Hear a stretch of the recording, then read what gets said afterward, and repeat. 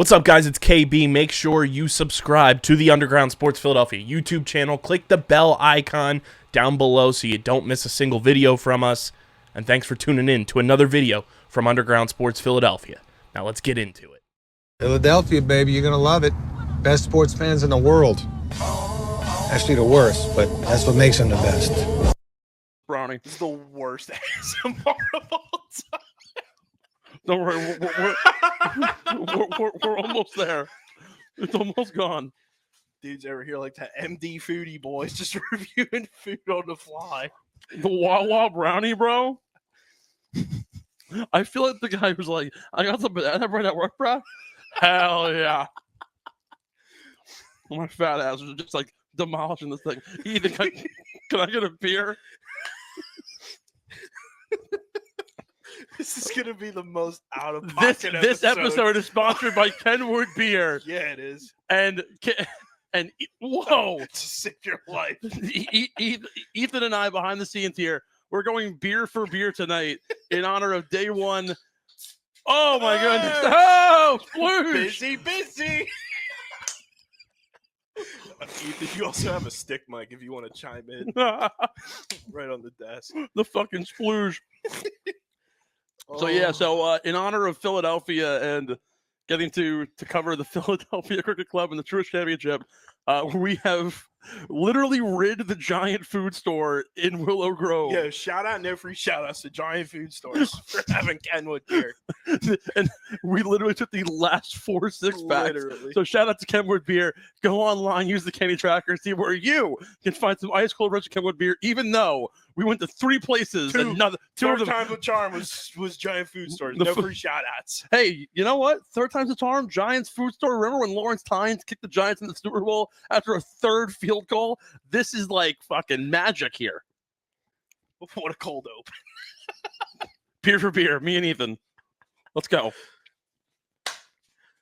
What is going on, everybody? Welcome into episode. So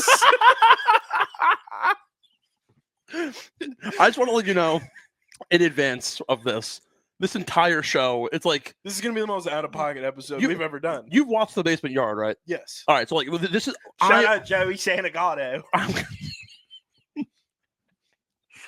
Mind you, everybody who's watching this, I just had a 22-and-a-half-hour day. These boys are having their own experience that way. We also have the Westminster Dog Show on the background. There was a water dog in the show. I'm infatuated by the idea that like these puppies get like introduced to the dog show as if they were like banned previously. It's like WrestleMania but for dogs. I'm like, where's John Cena? Like this guy looks like he's ready to fucking murder somebody. The Chesapeake Bay Retriever Kota. Oh my God, he's from Pasadena, California. I'm just waiting for one of these dogs to walk out and Cult of Personality starts playing like Cena Bug or Kyle Schwarber coming up to rake a moonshot. One of the dogs walks out, it's like the A-OK. Oh my God. Barks and stot. Honestly, the best thing you said all day was when the one dog was Italian and you said it in a Delco accent. My Philadelphia Paisans. Yeah. Rescued from shipwreck off Maryland coast is a Chesapeake Bay Retriever. Their distinctive wavy waterproof coat. They debuted in the 1877 dog show. They've never won. That boy wavy. They've never won since 1877. See if he breaks the streak. God. Philadelphia Cricket Club's older than these dogs. Dude, this dog hasn't done dick since Jim Crow laws existed. Christ on the cross. I'm just saying. This is the greatest cold open in this show. Oh, the curly-coated retriever. Raisin. Oh, my God. A Curly Creek with K's. Pizzazz. All right, yeah, hold on. So, like, real fast. There was a place where I went to school. And actually, I know that Ethan knows it, being that we're both from the same school. So, I want to say it was Whitney Avenue in Hampton, Connecticut. You can never miss it. It's right there. It's called Casey's Cone Connection. But it's like it's Casey's Cone Connection, but it's all K's. It's the KKK. Oh Now, also, why couldn't it just be Casey's Cone connection with a C? Whether or not your name's Casey with a K, just make it the C. Because the problem, you're walking into the issue. It's the same thing as I was telling Ethan on our way up here. There was a sign for there was a sign on the drive up this morning, and it was like watch out for like pedestrians, and there was a guy on the bike, but the bike part didn't exist. It was just the two wheels and the person, and it looked like the boatmobile. Like the guy was riding like just like a invisible thing. Okay. And then that reminded me of like when I went to a hockey game at Boston College, and there was a sign in front of a church, and like you know how hashtags are all like condensed together, so there's no spacing in words.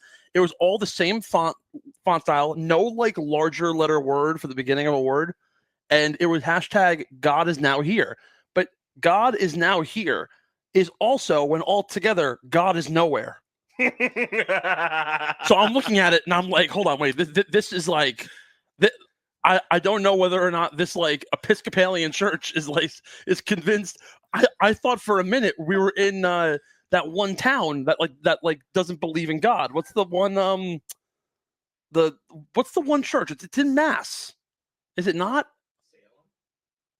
The witches? No, it isn't Salem. Oh my God! No, it's like a Baptist church, right? Like the Westminster Baptist.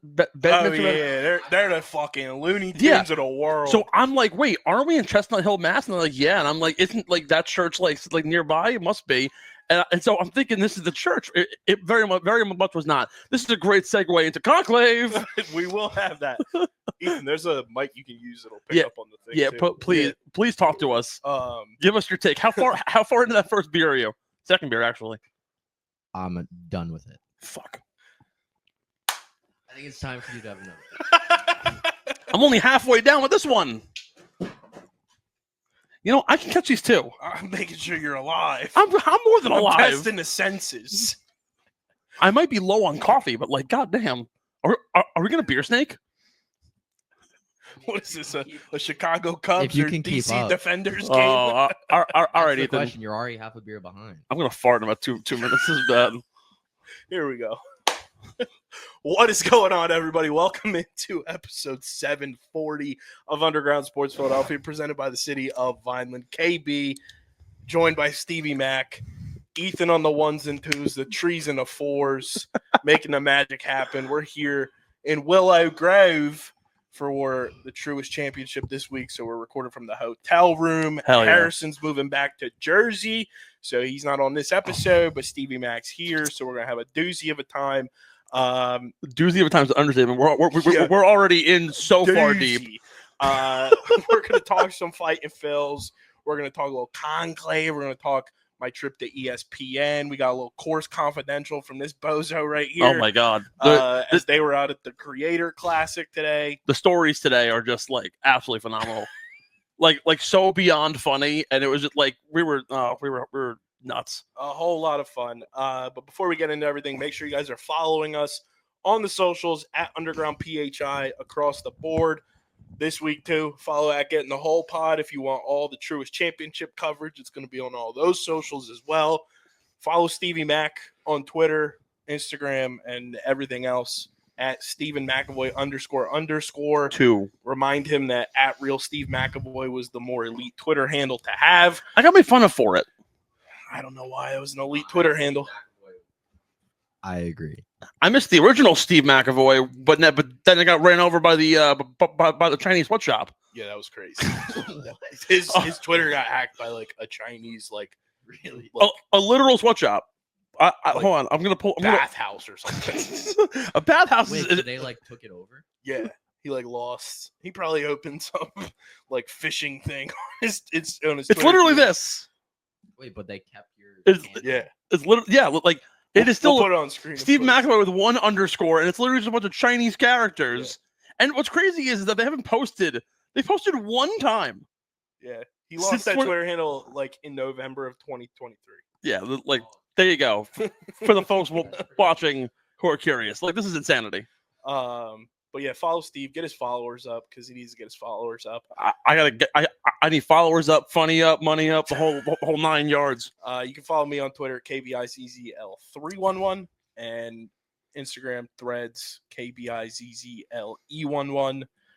Subscribe to the pod. I'm going to say it one more time for good measure. Subscribe to the pod. A Nova Scotia duck tolling retriever. I was going to say, dude, a new breed debuting in 2004. Where have they been for the hundreds of years that this breed has existed?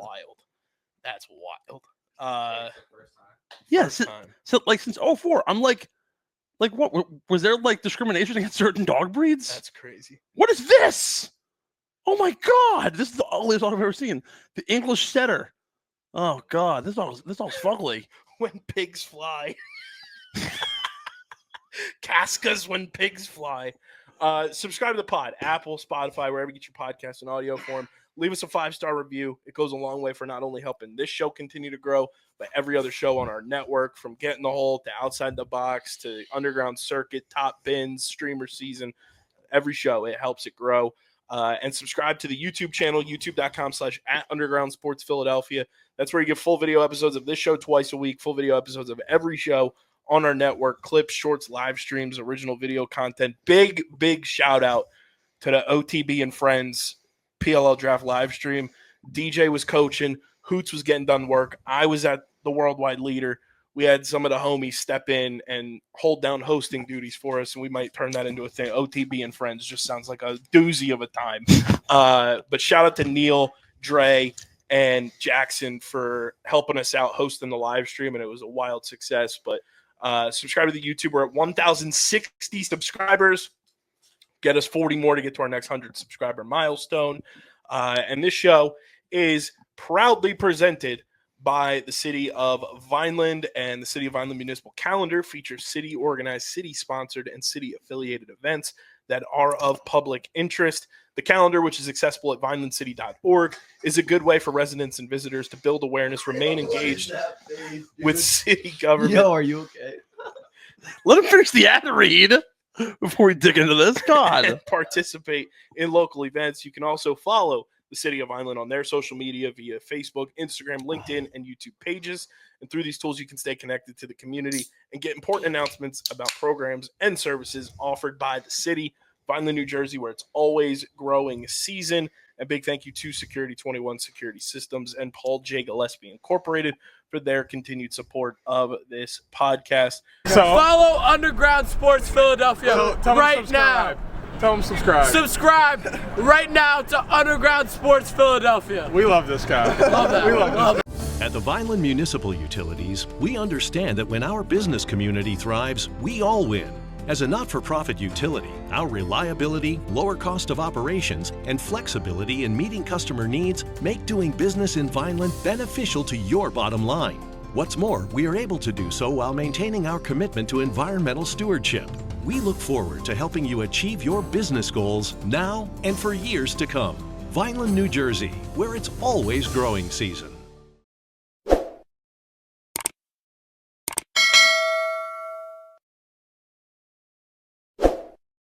I think this is the first podcast in 5.5, 6 years that we've had a producer for.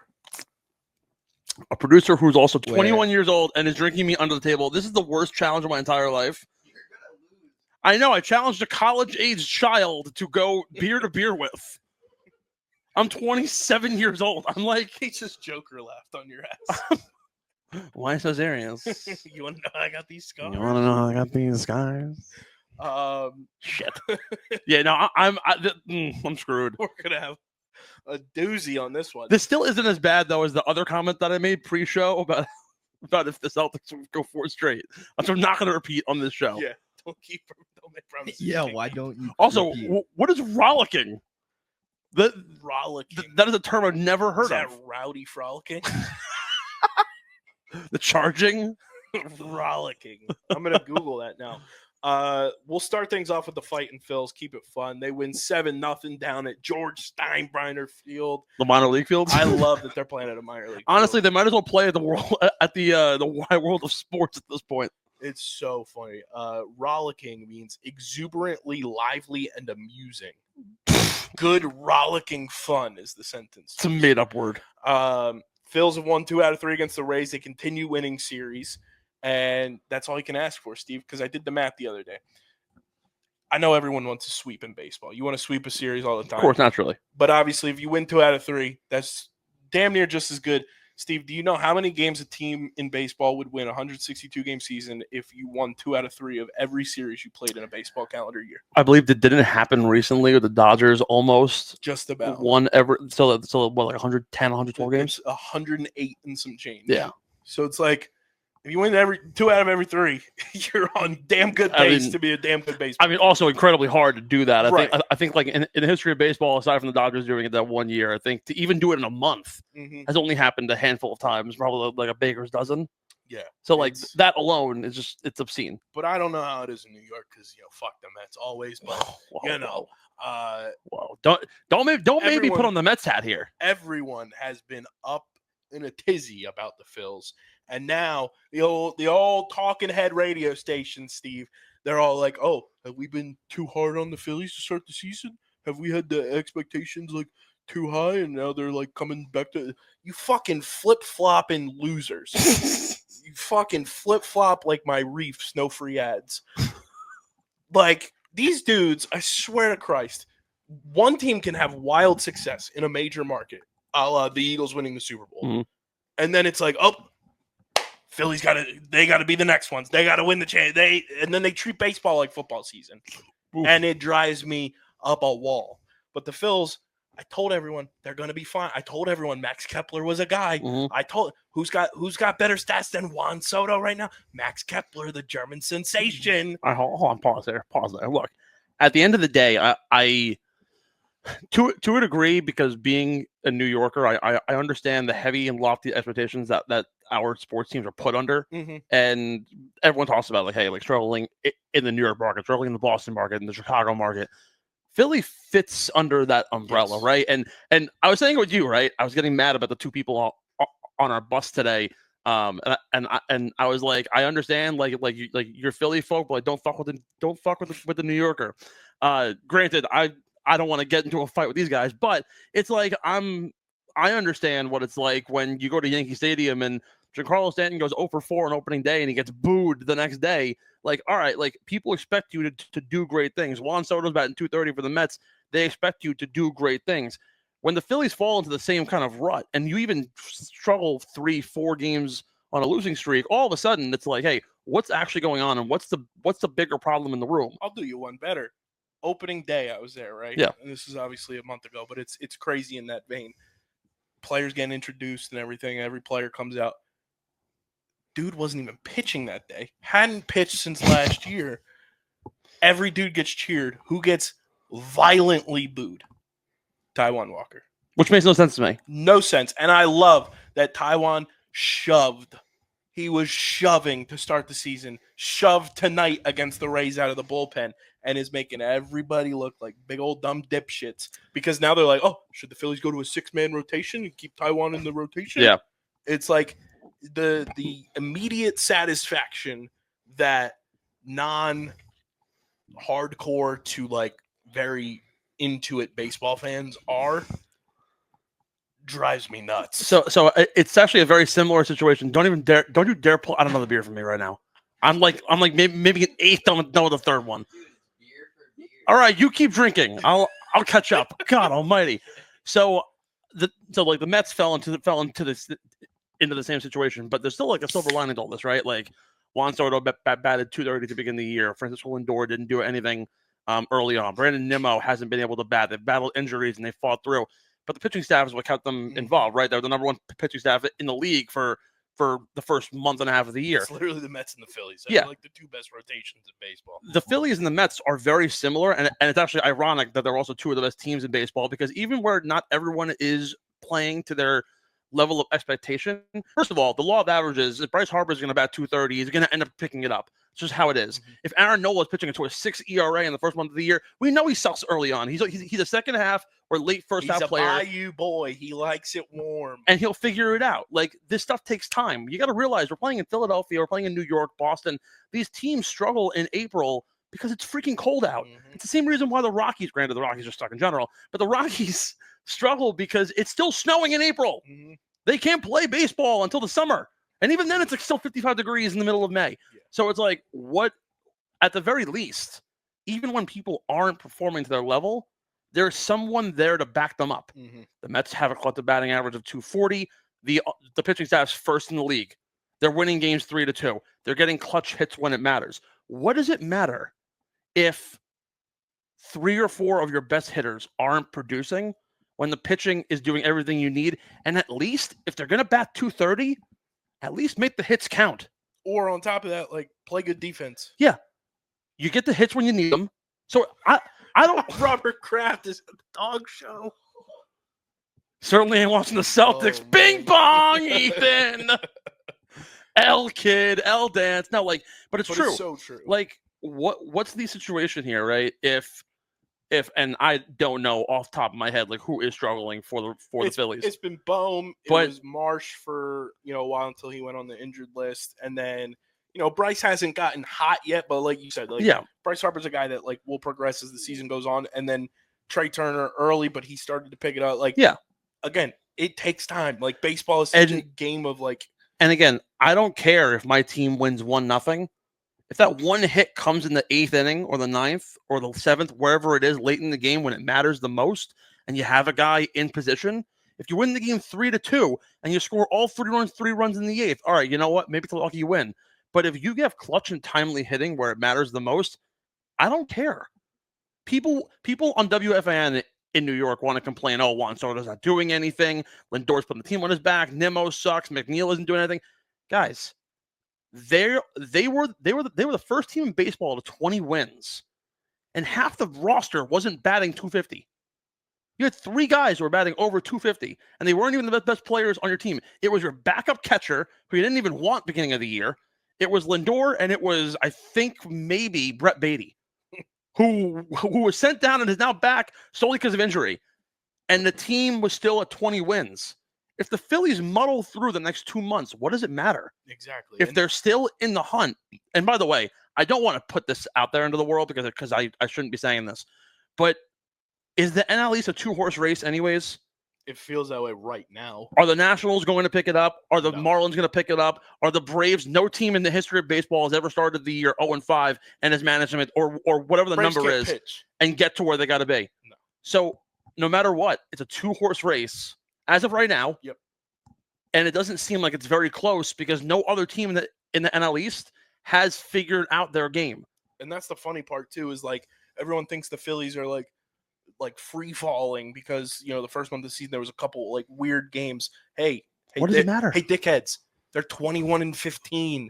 They're 21-15. They're 1 game back of those Mets. They're 1 game back in the loss column of the Mets.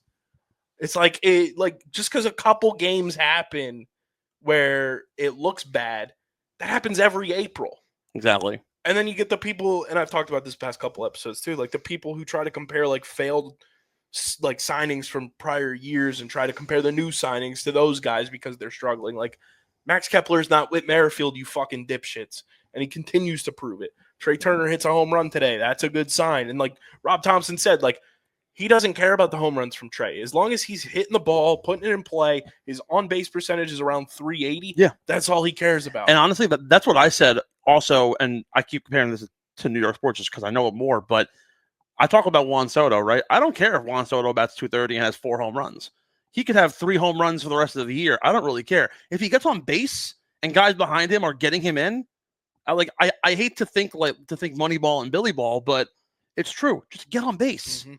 No one cares about what your batting average is. No one cares about how many home runs you have. Maybe unless you're Bryce Harper or Pete Alonso, I get that fine.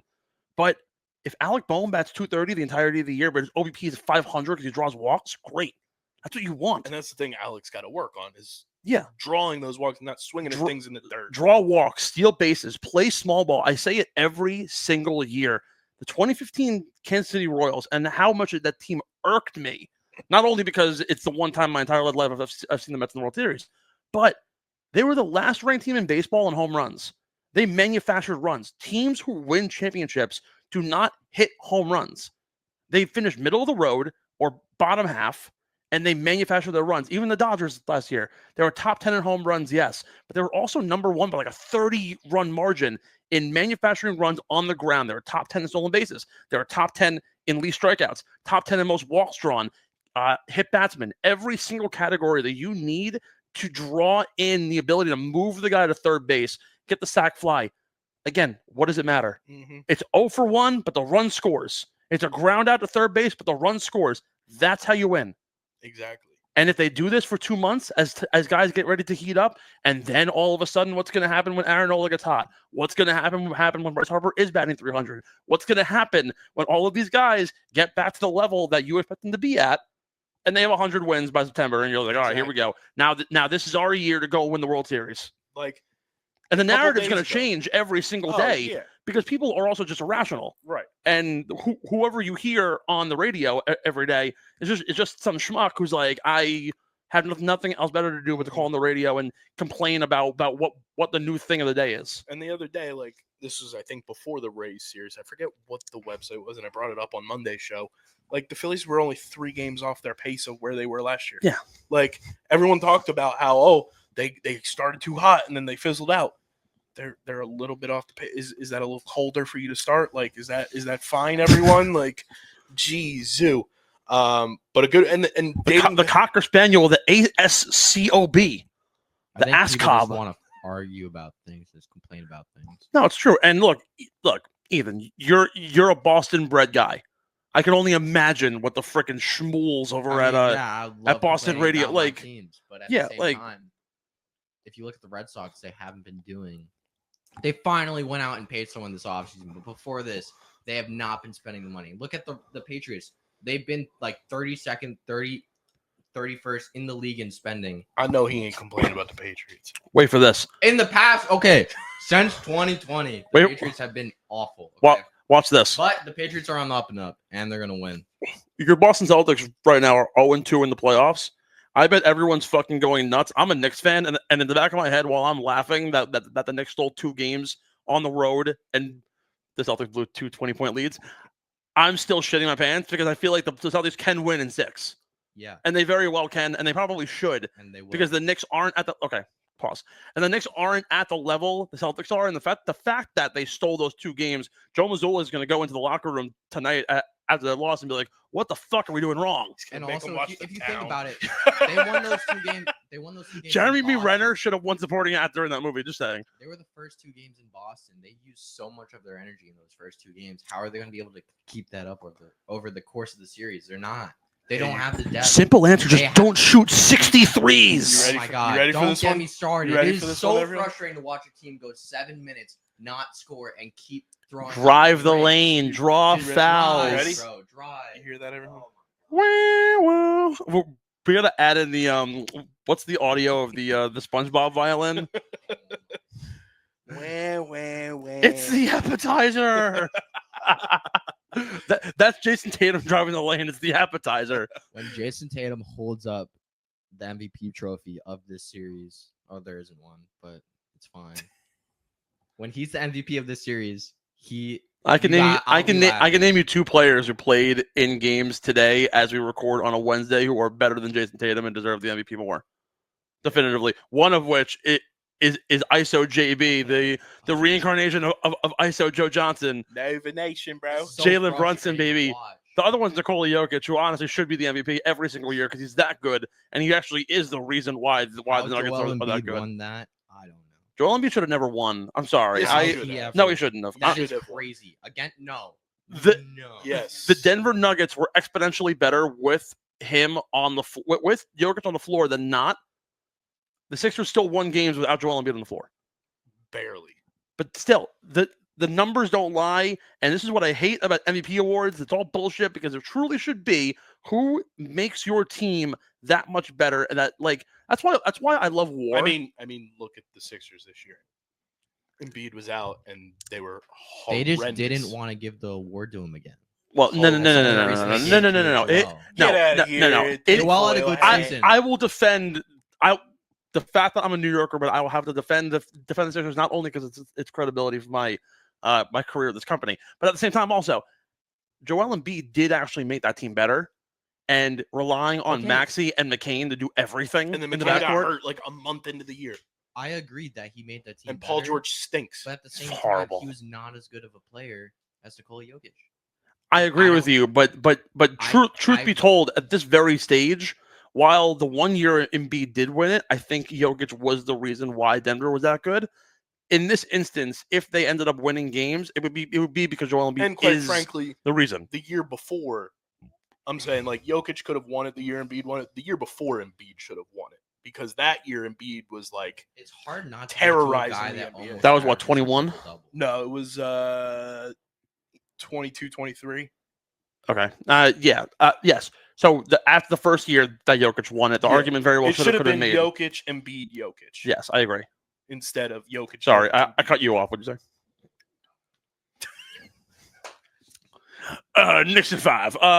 So yeah, no. But anyway, At the end of the day, Celtics in 6. law of averages, everything figures itself Yes. out at the end of the day. And I think the people who go on the radio and just want to complain about things, like Mhm. I was the same guy when the Giants still do suck. I used to go on the radio back in college, and I used to call into Lance Meadow and Carl Banks and be like, "Look, like I don't know what's going on with this team." It was actually the week that Daniel Jones tripped over his own feet against the Eagles that I called the station and I said, "How can this guy Turf Monster. be the quarterback when he can't even walk over his own 2 feet? Like he's the perfect example of just what shouldn't be here." And then of course they were like, "All right, 2 years later we're going to give him $40 million a year." Why? Oh my God! Beautiful. Thank God for Jackson Dart. Like Lord and Savior, he can do Reach. nothing. No, I don't think it was a reach. At No. 25. He was It would have been a reach if they took him at 3. Yeah, well, definitely. the only reason why I say no is because I think he was a second round. it's a quarterback. It still would have been a reach. But the valuation But no one else needed. But the a quarterback. valuation put on a quarterback, if you're the 19th ranked prospect, you're still a top 3 quarterback. I don't think it matters where you take that guy, so long as he is the 3rd quarterback off the board. But in this case, of course, it's a little bit different because Shedeur Sanders had his whole thing. That thing was just a total mess too. Yeah. Okay. But would Did you see a fan is suing the NFL for like emotional distress about Shedeur Sanders, and everyone's just thinking it's Mel Kiper? Honestly, I wouldn't be surprised. In this letter, no, Shedeur Sanders, and like I don't know if you've mentioned this on like I previous. touched on the situation a little bit. All right, because I have the spotlight to be able to do this, I need to talk about it. Everything that Deion Sanders did for his kid was just completely wrong. To a And degree. I think that retiring the Deion, jersey? well, Not that's even that. that's part of it. I think That's a little. while I think Shedeur Sanders as a person himself is very much the kind of guy who's arrogant, doesn't actually want to put in the work. He's I kind disagree with that. he gives Johnny Manziel vibes to me. I also disagree with that. Like the idea that he went into a meeting with the Giants and Brian Daboll specifically gave him a wrong coverage or like a read, and he didn't pick up on it, and he got like pissed off that they did that. He's simply trying to dissect who his person's going to be. I will flip side that, and I'm not saying it's the same situation. I will counterpoint that Fine. and say he did the same thing with Jaden Daniels. yeah, but Jaden Daniels picked up on it. And he understood but it. He didn't like what Jaden Daniels said, and that's why the Giants did take Jaden Daniels. Well, no, they also were never going to get Jaden Daniels anyways because the draft value at 2 for the Commanders, plus also interdivision, that was just never going to work. My whole thing is that aside from everything that Shedeur Sanders is about, first of all, I just don't think his draft profile shows what kind of a quarterback like people wanted him to be versus what he actually is. I think people wanted to paint a picture that he was a mobile quarterback. He was a really accurate thrower, but in reality, he was a pocket passer who wasn't that accurate. And his wide receivers, believe it or not, actually did a lot of the work, which makes Travis Hunter even that was more valuable, even though he isn't even really a wide receiver by trade. And I like Shedeur. I think Shedeur is going to have a very like successful NFL career. Like Yeah. Shedeur can play the way he plays and have a 15-year NFL career. Potentially, yes. That like, But there's no question. but he also needs to put in the work. Correct, which I think do he it. will, and I think like it's. I wish he could have gone to a different team because going to Cleveland like is just a circus That's a in and of shit. itself. It's just it's a death trap. Who like- do you think's gonna start? Oh God! It might be Shedeur It's gonna be a shithole. Honestly, It's a honestly, it mess. might just be Flacco. or Kenny Pickett. Flacco went off last year. I mean, Flacco did go off last year. that's what I'm worried about. Because Um, Flacco's gonna be like Matt Fitzpatrick. No, sorry, the golfer's Ryan Matt. Fitzpatrick. The golfer's Matt. The quarterback's Ryan. Ryan Fitzpatrick, who has like he's the same thing as like Sammy Watkins. That week 1 he's great, and then it's just kind of like just pitfalls from there. That's what's going to happen. They're going to name Flacco the starter. They're going to have 2 to 3 weeks. He's going to be great. He's going to duck off, and then it's going to be all right. Shador will be better once he's out of Cleveland. Yeah, but I think at the end of the day too, with counting him out of Cleveland. Probably. I mean, you can count anyone out of Cleveland. Yeah, like I can literally anybody. But the problem that I have with Shador too is what happened to everything off of the football stand, right? And it was partially Dion being the manager, saying we're handpicking the teams that we want him to go to. Yeah, I think the idea of creating a brand where it's called legendary, and you haven't taken a snap in the NFL, then to get your number retired, all of these different things. I think that like, was so all the attention around him. Was that thing when he said, when they asked him, where do you see yourself in like 5 or 10 years? He said, being legendary. Is that real? Yes. Which I think that's like an athlete brain, just like we've seen athletes do shit like that all the time. Hold on though. When Bryce Harper at 19 years old, who's definitively going to be an incredible athlete, tells you and acts like an arrogant prick. That arrogance, though, is backed up by the idea that he's actually that good, and you're just doubting him. Sure. Shador Sanders hasn't done anything for him to prove to me that you're allowed to be arrogant in this moment, because you're not a phenom. You are daddy's son, who, let's be honest, that already gives you the mantra of you need to prove it to us. And I think he's already fallen short, and executives think the same thing. Well, I think Shador, like, I'm rooting for Shador. I want him to be successful. Like, I think he has the opportunity to be successful, and it's just a matter of showing that his game will translate to the NFL, and that's why I hate that he went to Cleveland. I mean, at the end of the day, look, like the fact that he landed in such a poor situation is its own issue in and of itself. And the only way you can actually really see how good he is to put him somewhere that he can thrive. But even then, though, like, for example, right, I look at Drake May, and I watched a game. I don't even know which one it was. It might have been Jets Patriots. And, like, not for nothing, Drake May has nothing. But at least when I look at Drake May, I see the mechanics and I see those, like, bits and pieces. I have not watched a single Colorado game, and I've watched the tape on Shador. I was sitting there for 3.5 months thinking I was Joe Shane, figuring out, hey, do we trade up to 1 for Cam Ward? Do you go for Sanders? Do you go for Dart? And I did not watch a single highlight reel of Shador Sanders that made me think this guy is a can't miss guy. Well, I will also say when you I watched clips of Tyler Shuck. I thought he had some competencies. I swear to God. What? I watched videos of Jackson Dart. I said he has competencies, but he understands a pro offense. You can start Tyler Shuck on day 1, and he will actually do something. Whether or not he'll actually play well and be Nathan Peterman is a whole different story. But he knows how to run he knows how to run a pro style offense, which is the most important part of the translation over. And let's also not forget, though, with Shador at Colorado, like, it's so different with the NFL too, because NFL teams are like literally like putting teams together to win and trying to win outside of a handful of them. But like, we also forget that Colorado's offensive coordinator is fucking Pat Shurmur. Yeah, I mean, like, the Pat Shurmur offense is like going to the dentist and getting a root canal. It's so painful to watch. You dealt with it.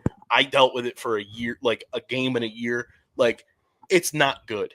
Ethan, and like the fact that Shador had to like run the Pat Shurmur offense for 2 years at Colorado is a problem in and of itself. But the fact that he was able to do what he did in a Pat Shurmur offense kind of gives me a little like credence to be like, okay, he's got tools to like mold, and it's a matter. And I the only thing I like about him going to Cleveland is that he's got Kevin Stefanski. I think Kevin Stefanski is one of the most he's underappreciated head coaches in the NFL. So here's my counterpoint to all this too, and it's a two-pronged thing. The Pat Shurmur offense is tough, but also look at the teams he played.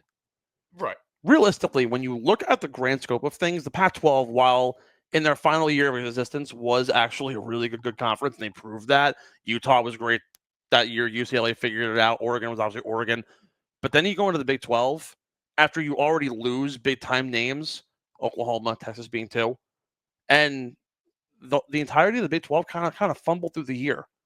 Like The conference stinks. the competition level that Shedeur Sanders dealt with going from Jackson State to Colorado never really like it didn't put him to a level where you could be like, and even yes, sure, you can make the argument about Cam Ward playing in the ACC, but the ACC has proved in the last 2 years that you know what, like they're actually a legitimate football conference, and they can show up, and that's what made Cam Ward so great, because he looked like a pro quarterback.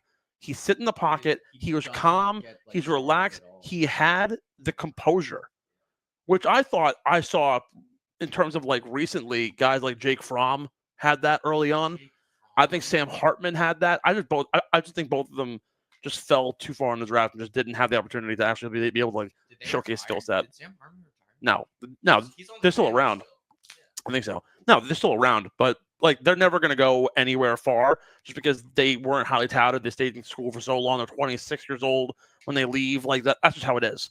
It's the same thing with Tyler Shuck. I think he could be a competent quarterback, but he needs to be able to like grow. But he's already so old. It's like this isn't baseball, right? You can't come in like Jacob deGrom, 26 years old, or Aaron Judge at 27, and well, yes, you can look at Kurt Warner. He's the exception, not the rule. Exception, but still, I mean, Michael Vick came back. Look at Brandon Weeden. Hold on. Michael Vick was hold on. Great before. Michael Vick came back because what do you do in jail? But just work out. Okay, you have nothing else to do. You're in a block. He wasn't facing the same amount of competition, which that time off. Like, no, but like Michael people is completely different. But Michael Vick also in 2004 was just another level higher than everybody else. He was still at that level even when he came back. Mm-hmm. Yeah, like that level didn't change. And then Chip Kelly coached. Okay, it changed a little. It changed, but he still met it. He's still good. He's still really good. That's the thing. When the level is here and you are here, and then the level rises while you're in jail, but you are still. You're still at a level where even if you're here, catching up the league's catching up to you, and you're only getting stronger because you're in a jail cell doing pull-ups and push-ups all day long. Like what else? Like what else do you expect to happen? He came back even more ripped. It was amazing. And like Michael Vick's the gold standard, right? Kurt Warner is the exception, not the rule. It's like. And then on the flip side, you have Brandon Weeden. I think Tyler Shuck more compares to. He made a long-ass good career. But, like, think about it, right? He didn't have a good career. No, he made a bunch of money. Cool. I mean, so did Josh and Luke McCown. So did fucking so Sam Bradford. And so is Joe Flacco. But he still was good enough to stay in the league for that long. Yeah, because I guess, sure. Look at the teams those guys played for. They weren't good teams. No. I mean, they were teams that needed to spend money to get to the fucking salary floor. I can make the same argument, too, for Brian Hoyer, and the only reason why Brian Hoyer stuck around for so long was because he had the exact same throwing motion as Tom Brady, and coaches were enamored by it. And he was smart. And he taught people to throw the ball like Tom Brady. Brian Hoyer was a good backup. He was a good backup, but but it's undeniable the reason why he was there was because Josh Dobbs. He loves mediocre quarterbacks. Like he's gonna help drag out. Kids playing Madden over here. Madden, no. Josh Dobbs. Jackson Dart's gonna be like he's gonna he's gonna either suck ass or he's gonna be so good. I love how this all divulged from us talking about how baseball is a sport that just like ebbs and flows. No, it's true. Like it's. But this is the crazy part too. To get back to baseball, since the Phillies and Mets played, which was a disaster series for the Phillies, where they should have won at least one of those games, they've won 4 straight series. And also too, like that series, while like it could have gone either way, it was just a complete meltdown from so many different angles. And again, the Mets didn't even play the series very well. Right. They blew it halfway through. It's just timely hitting when it matters that gets you over the top. Ethan, beer me. Like, we're like. I mean,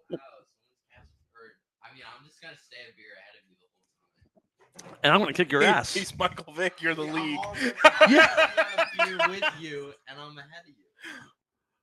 Oh.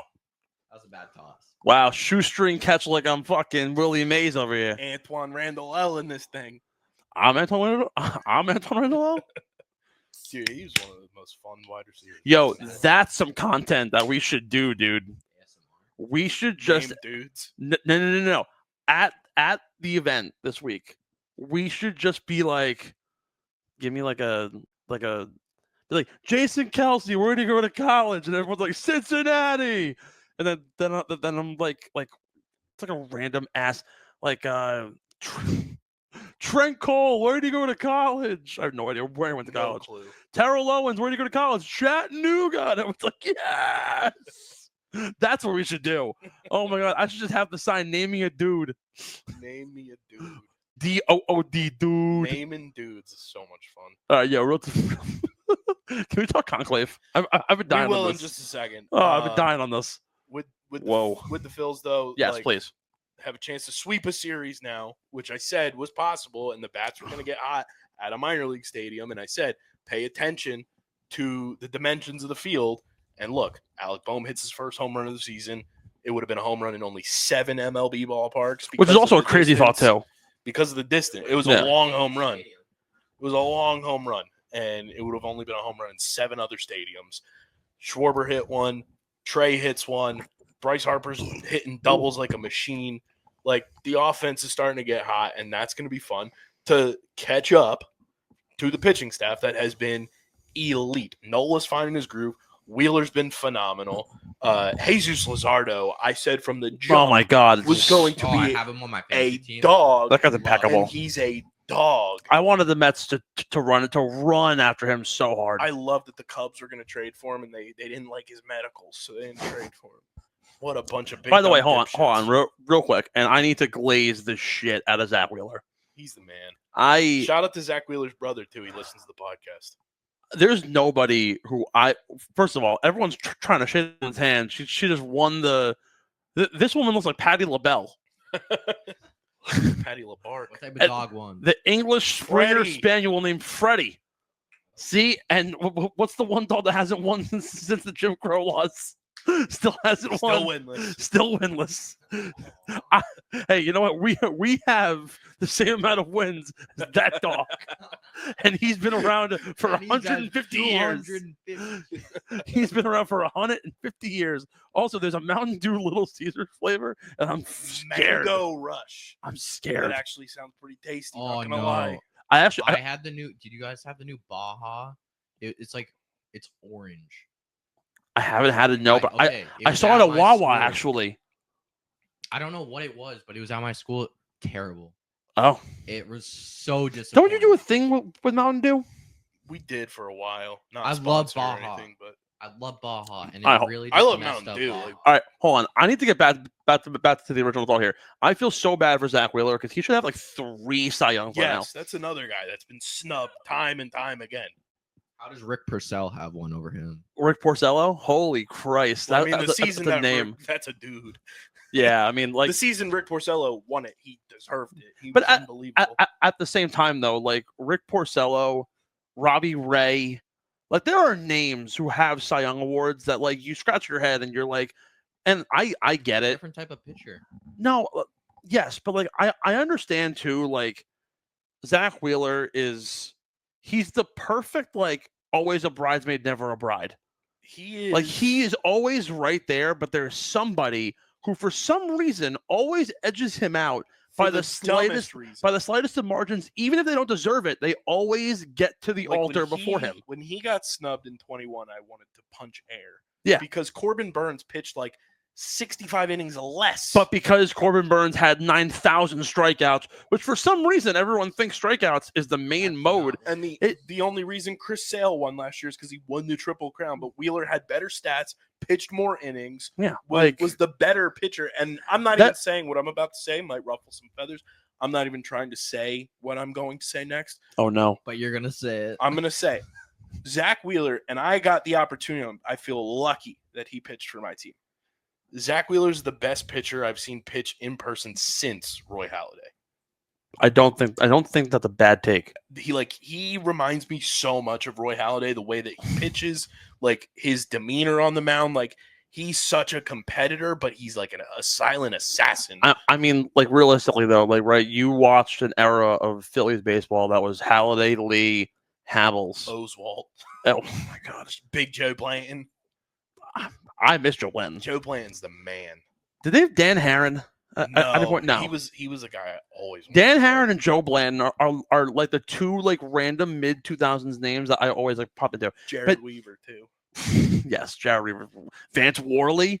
Dude, the Vanimal was at a Phillies game that I was at. Vance Worley is one of the greatest immaculate grandsons of all time because he had 1 year that he batted over 300. That's insane. I have Vance Worley jersey. You know what's the weirdest Mets jersey I have? You will never guess who it is. What era? 2009 to like 2013. Curtis Granderson. No, he was later. I think Granderson joined the team in like 14 or 13. Daniel Murphy. No, I hated him for so long. Yeah, he was a piece of shit. I hated that man. You You actually will not guess who it is. what position? Outfield. Wait, what team? The Mets. He played center. He played center field, right field from like 09, 08 ish to like 2013 probably. He's one of the last Mets I think to have a 3 home run game. Who is it? Kirk Neuenhuis. Oh, I hated that guy. Oh, he was such a rat fuck. I hated him. You can kill the man, but you can't kill the idea. Kirk Neuenhuis, Jeff McNeil. Like just in terms of like Mets hatred and just like rat on a team. I have some really weird like for a minute, dude. Oof. First that shit too is gross comment. Also the Bichon Frise and the German Shepherd dog. Mercedes. Hey Mercedes. Great Post Malone song. Well, maybe they're in the Westminster Dog Show. Also, bro, the mic goes to your mouth. He Sorry. keeps forgetting. It's so funny. He's so adorable, isn't he? He's so innocent. Oh, I'm getting out drank and outspoken by a 21-year-old. Yeah, no, like you want to talk about like the level of like guys who I like vehemently hate. It's the most like eclectic and weirdest group of names because I used to always just like kill the Mets all the time. Remember Willie Harris? He played for the Nationals. He played like outfield. He was like 5'6", like a little rat boy, and he was just doink doubles all day long. Can you guess who the Dwight Schrute of the Philadelphia Phillies is? Like the special assistant to the GM? Like currently? Yeah. Actively? Like, is it a player? Former player. What era? Probably like late 2000s into all of the 2010s. Infield, outfield. Both. He was like a utility type guy. Oh shit, he did it all. Ooh. That's a name, Brock Holt. Technically has 2 first names. His last name could be a first name. He's a 2 first name guy. What was his like primary position of use? Second base? It's terrible. The first name that pops in Freddie Galvis. Same era, but not Freddie. But I he loved Freddie. But he played second base. Placido Polanco. No. That's another good name. I would not be able to. Omar Infante. He didn't play for the Phillies. His first name is the same name as the Eagles GM. Howie Kendrick. Yeah. Wow. Howie. He fucked the Mets. He was awesome. Because he fucked the Mets as a Philly. He fucked the Mets as a Brave. He fucked the Mets as a National. He fucked them as a Marlin, I think. He went fucking division on everything. Oh, my God. He was so fun to root for. I loved Howie Kendrick. I hated that man. Although he was so good in my old like 2K games. He was great. MLB 2K 13. 12. No, 2K13 was the last one. The best one was 2K10 though, with Longoria. You were too young to remember that one. I did play that. All right. With Longoria? Yeah. Evan Longoria, I had him on, Also great soundtrack. I had him on a mobile app. I forget what game it was. Longoria's got one That of was the my most first card I sought ever after one-of-one baseball cards right now. That's my first actual baseball card. He's I got a ever gotten, bounty too. out for it. It's a Evan one-of-one Longoria. relic card. Okay. It's his bat knob. That's sick. It's got Charizard on it. Yes.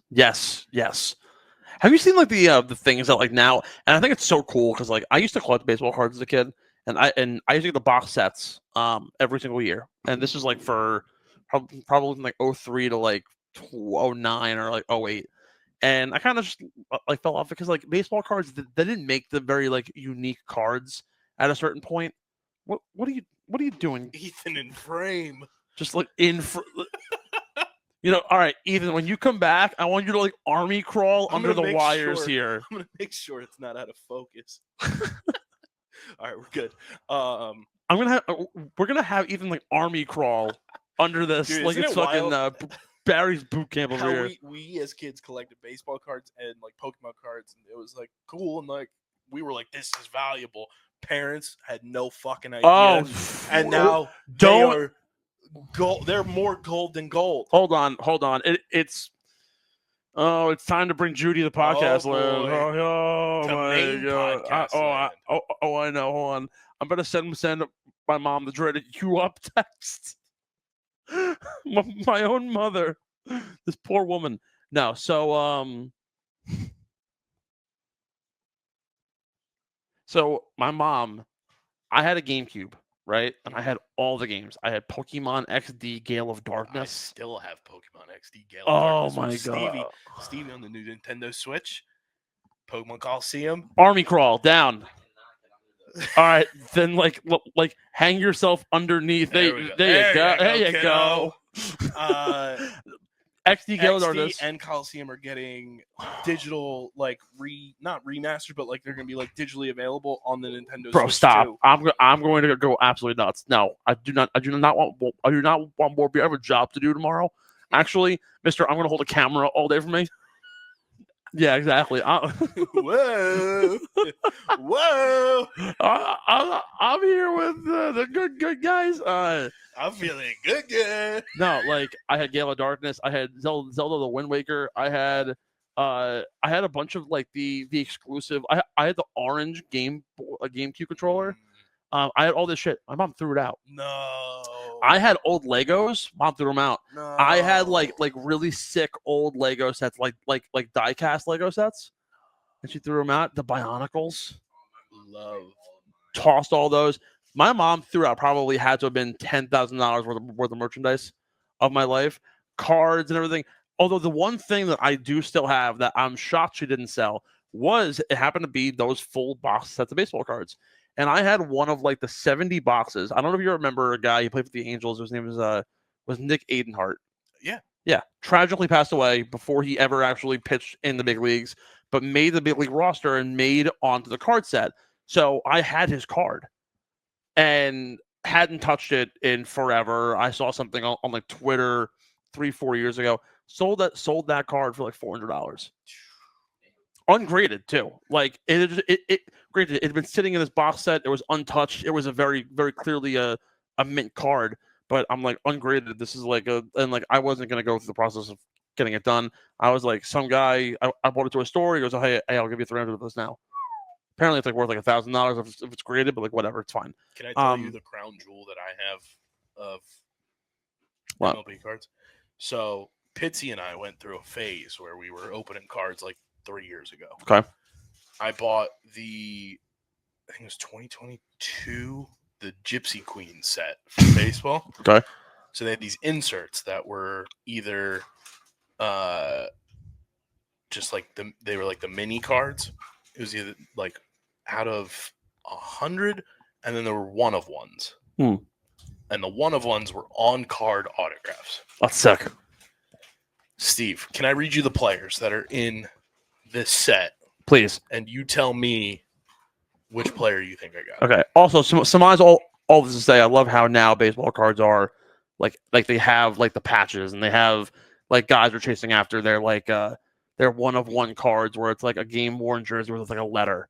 Like Ohtani has like the OHTANI all in different cards, and like they want them because like that's what I think is so cool about cards now. And it sucks that like we're too old for it. I feel like because like Gary V does it still, but like I wish that existed when we were kids. Mm-hmm. And we had the chance to jump on that, and we could have been the 11-year-old who was the Paul Skeens one of one card. Okay, so the insert sets were either indigo, which were out of 250, and then the black one of one parallels. Wow. So you have a one of one. I have a one of one on card auto. Oof. So I'm gonna pull up the list here. I'm gonna. I have a signed Xander Bogaerts rookie card. Microphones exist. I have a signed Xander Bogaerts rookie card. You know, Xander Bogaerts hasn't done dick to begin this year with the It Padres. doesn't matter. It's still. I got it signed. I'm just saying. It's still a cool card. I'm just saying. Of all the things the Red Sox fucked up, they at least like Xander Bogaerts is still a good player, but like, there's one guy. Wasn't worth the paycheck. No. Especially with all the depth we'd have. But the fact, and I will die on this hill, trading Mookie Betts is the worst trade since Babe agree. Ruth in Red Sox history. It pisses me off. So And much that is every day. horrifying. It is so infuriating. Like the fact that It is so infuriating. they traded away my Mookie God. Betts, they might fall, honestly. Like, think about this, right? The Yankees had this dynasty for 100 years. Well, more like 80. Traded away Babe Ruth. What if trading away Mookie Betts for the Red Sox is the second coming of the curse of the Don't even Bambino? say that because it lines up year to year too. I know, I'm gonna manifest it. I like I hate truthfully, that. No, what if stop it. what if trading Mookie Betts is the double manifestation of the Bambino, and the Dodgers, who already have 2 titles, are going to go on this like majestic run, and all of a sudden have 27 World Series rings? Before- You're getting a little crazy now. Dude, look, I'm just manifesting things as I'm watching the Alaskan Malamute. I mean, the Dodgers look like they could. The Dodgers can win forever. They have $8 billion of deferred money just sitting in a backlog calendar somewhere. That's so Yeah, funny. that's And the crazy part insane. is the Guggenheim Group is just going to keep on investing it because they know how to do it. Okay, I can't find the full list, but I think there was like 18 guys that got like. All right, player, what era? It says from 2022. All right, so it's like modern player. What does he play? Infield, outfield, pitcher. DH, He's a DH. Is he a legend of the game? modern legend. Oh, is it Shohei Ohtani? It is Like that's Shohei layup. on card auto, one of one. That actually might have been an easier layup than anything Jason Tatum took in the last 2 days. I have to get it graded because Oh yes, you do. it's the only one that exists. Please tell me it's in a sleeve But somewhere. it's literally on the back shelf. Oh, behind me in thank the God. studio in Tuck- a full. Tuck that shit away I for a can't long believe it. time. Like I can set the price on it. You can. It's the only one that exists. You can. I couldn't believe, and I bought that box on Amazon. You should DM the Dodgers and be like, hey, I have this card. What would But Shohei offer the me? funny thing is, it's Shohei when he was with the Angels. Reach out to the Angels and be like, hey, what would you guys offer? Like, if they gave Paul Skeens, or if Paul Skeens gave this kid this package, this 11-year-old kid, for all this shit. Granted, it's his first game. He wants the card. Like, even if they give you a little bit, It's wild. I was like, this is the coolest thing. what if we had the Underground Sports Philadelphia podcast sponsored by the Los Angeles Dodgers of the LA Angels of Anaheim? the Mike Trout Los Angeles Angels of Anaheim? Give them the ticket and get Mike Trout on the show. We'll do a weekly spot. That's so funny. Let's be honest. Mike Trout's going to be an Angel until he dies. Yeah. You might as well get a little bit of Waste his benefits. career. Get some perks out of the guy. That's so funny. But yeah, I mean, Shout out Millville. shout out Vineland. That's where he was born. If you want to piss somebody from Millville off, Oh. Google Mike Trout, born Vineland, New Jersey. So is that the Ah. is that the Yankees 27 rings argument, but for the Vineland Millville It's so funny. rivalry? If you want to piss somebody from Millville, New Jersey off, tell them Google Mike Trout. And it says born Vineland, New Jersey. Bro, I need to go back with you to Vineland after this weekend and just find somebody and be like, Mike Trout's from Vineland. I mean, no, he's not. He's the Millville Meteor. Oh my It's so god. funny. The Millville Meteor. Yeah. What a shitty So nickname. bad. That's so lame. It's so bad. Oh my god. But yeah, Phils are hot. That's what's fun. That's what makes baseball fun. Exactly, You know, yeah. we didn't have a good. Oh, you know what else we can talk about? Do you know the Black Russian Terrier can only be black? No shit. Well, apparently that's something that we should talk about here at the Westminster Dog Show. We will save. The Black Russian Terrier can only be black. Can't be brown. Can be blonde. We'll save Black. the Platinum Plunk standings for Monday's show and run differentials and everything, which I think is one of the greatest indicators for baseball is run differentials. We always talk about this. It's the best. It tells you if your team's good or not. You want to the one run differential that honestly matters to me, and it's the only one that I will forever care about, is the current run differential total that the 6-28 Colorado Rockies are on. We're on 1K runs surrendered watch. Brother, they're at 89 runs. We finished a month. How many have they surrendered, though? They surrendered 195. So, oh, my God. So we've only had 2 teams since the turn. It's May 6th. We've only had 2 teams in our May 8th, lifetimes actually, that have surrendered 1,000+ runs in a season. What, last year's White Sox? No. Wow, impressive. Last time it was one of the late 90s Tigers, like the 94 Tigers maybe. That was like really shitty. So we've never like really witnessed it all that much. I'm waiting for a team to give up that. The Rockies were so close last year. They gave up 986 runs. Wait, pause. You know what's crazy? There are more teams who have worse runs. The D-backs are at 183, so they're a little less. Miami's 222.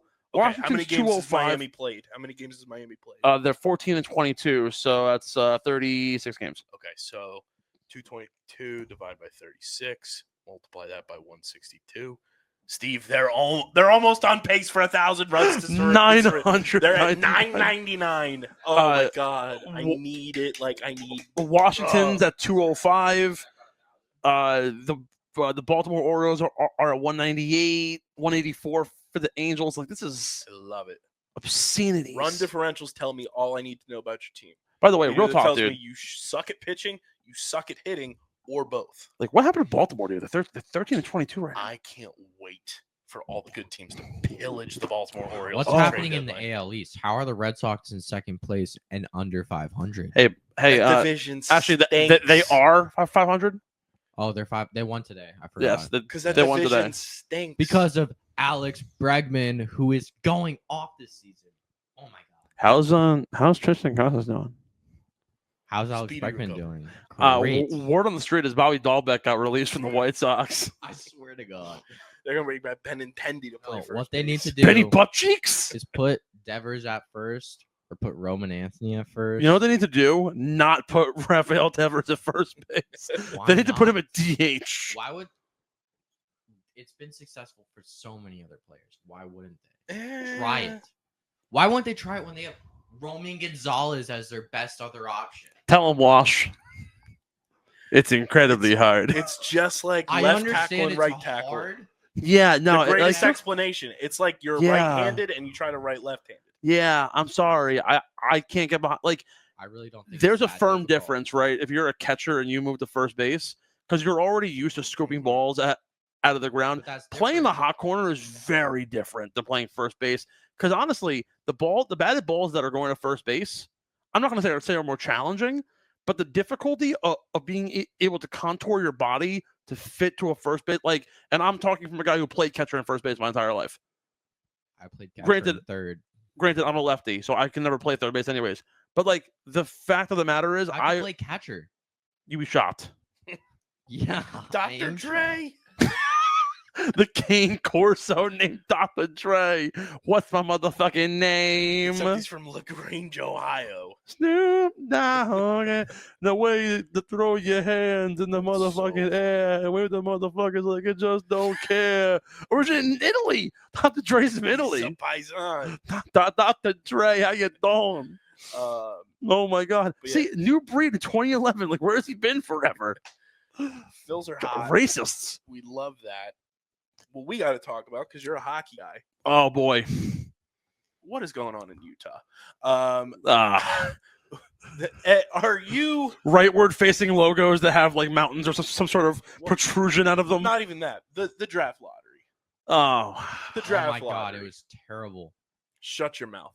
I'm a Bruins there's- fan. I can say it was Shut terrible. your mouth. There's, It was no, fucking there's terrible. nothing on God's green earth that's actually truly worse than dealing with an Islanders fan. I went to an Islanders Rangers game. Now, of course, I'm a Rangers fan, so I'm not salty about it because the Rangers and the Islanders relationship is the same way as like the Mets and Yankees. Like the Yankees are always big brother, and you kind of know that, even though the Islanders will continue to complain about how nice miss. The Islanders will always complain and be like, oh well, we have more cups than the Rangers. All right, well, like congratulations. I don't really care. You haven't won since like 84, whatever it is. And like, not that like Rangers fans are salty in any way, shape, or form, but like is the NHL and like Kim Jong Bettman just like creating their own rules at this point? No, How do they want to go about this? Gary's gotten pretty damn good in the commissioner rankings over the past couple of years. I mean, better than Jay Monahan. He's better than a lot. A bag of dirt's better than Jay Monahan. Okay. But this draft lottery. Now, Steve, I don't know if you saw. Doth maketh no sense. I'm not saying it was rigged, but I'm also not saying it, because earlier in the day, did you see that UBS Arena lost the 2026 All-Star game? Oh, did they really? Because the NHL hold on. They're canceling it. Yeah, they're changing to pivot to a national format because the Winter Olympics and everything. So UBS was originally slated to have the 2026 All-Star game. Mm-hmm. They lose it because of that. They put out somebody from New York puts out a strongly worded, very pissed off note. A letter? And talking about how they built like the first new Long Island Railroad station in 50 some odd years or whatever, which also has not been used at all, right? So they're talking about how losing the All-Star game is going to cost New York millions and millions of dollars. It's tremendous. So that happens earlier in the day, and then we go to the draft lottery. The presumed number one pick in this draft just so happens to be a Long Island native. Oh, I have a little bit of extra layers for you. Just so happens to have grown up an Islanders fan. In Hauppauge, New York. Just so happens the Islanders then win the draft lottery. Hold on, wait. Just so happens to have also been the line mate of last year's Islanders prospect Cole Yzerman in the World Juniors, who... Cole Yzerman is the all-time leading goal scorer in USA Juniors hockey history. You know who assisted him on 90% of his goals over the last two juniors years? Who? Joe Higgins, the exact guy who was the presumed number one overall pick in this year's NHL draft. Now, what is going on in Utah? And by Utah, I mean Long Island, Steve. Fuck if I know. Something's brewing. The only thing that I know as of right now is they built UBS Arena. They tried to build. They're building like a mall at Belmont Park, and then they knocked down Belmont Park that's been standing there for like 80 years, and it's going to be all glass. What do you mean? But they built UBS Arena to look like Belmont Park, to be like brick and mortar bricks, right, and like green metal and now they want to build this super futuristic milestone place at Belmont Park, which has been standing there forever, hosts the Belmont Stakes, and where's the tradition?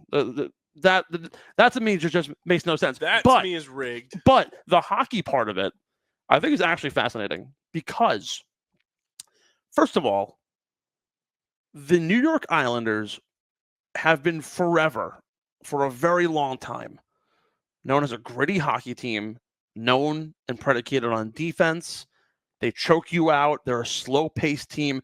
The best way I've ever been described to the Islanders is they are the Virginia Cavaliers of college basketball on crack. The Cavaliers walk the ball. If you watch them in any college basketball season, if you're a fan of March Madness, you know slowest pace in college basketball every single year, without a doubt. The Islanders would be happy to beat you 1-0 and take 5 shots on goal and know they can just put one behind you. The fact that they are now in a situation where they can potentially grow into an offensive juggernaut, because the team, no matter how you look at it, they're not necessarily weak. They're still a decent team on paper. Just things haven't worked out recently. But the youth movement they had Atu Rati. They ended up getting rid of him. They now have Cole Yzerman, who again all-time leading scorer, went to Boston University, played his ass off, was incredible for a year or 2 years, and now he's gone. Joe Hagan's very similar situation. Can now be his line mate once more.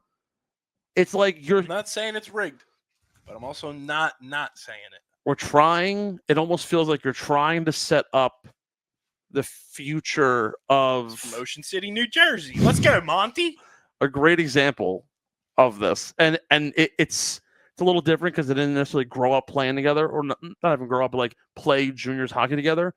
But it feels like they're trying to reinvigorate the new beginning of what the Sidney Crosby Evgeny Malkin duo was in Pittsburgh all those years ago, or the Backstrom Ovi connection that was in Washington. You got to realize, right? We're at a focal point in hockey where Sidney Crosby is almost 39 years old. Ovi might retire at the end of this year now that he has his record and everything else. We are losing two cornerstones of the sport. And you can argue till kingdom come that we have Austin Matthews and we have Connor McDavid to replace them. But at the end of the day, we don't have a duo that can be as young as possible and play 20 years together. Yeah, sure, McDavid and Draisaitl exists. Nylander and Marner and Matthews exists. But we need an American group to do that. And for some reason, it just seems to make sense that the Islanders have the best goal scorer in American junior hockey history, and possibly the best assister in junior hockey history coming together. But hear me out on this, too, because the Flyers got shafted in the draft lottery. They pick 6 now, so they fall from 4 to 6. So do many teams, but because Utah just miraculously jumped 10 spots from fucking 14 to 4. Yeah. Make that make sense. None of it makes sense. Hear me out on this. As somebody who has a rivalry with the Flyers, okay. I tend to say that, and this is all of my Flyers fandom aside, because I'm very casual when it comes to the Flyers, because the 2010s was very up and down quite literally for them, and it just kind of like I fell off the Flyers for a bit, but now I'm very much in because fucking Michkov is a stud and a half. Kid's insane. The NHL is better when the Flyers are good. They are one of those teams that the overall league is better when they are good, because the Flyers are, when they're good, they're the villain of the league. Everyone still views them as the Broad Street Bullies. Everyone views the orange and black as this villainous type color scheme. They are the bad boys of hockey. When the Flyers are good, the NHL is better. I can't definitively tell you yes or no on that, because I don't have a firm opinion on whether or not the Flyers are truly that good. Hi, Mom.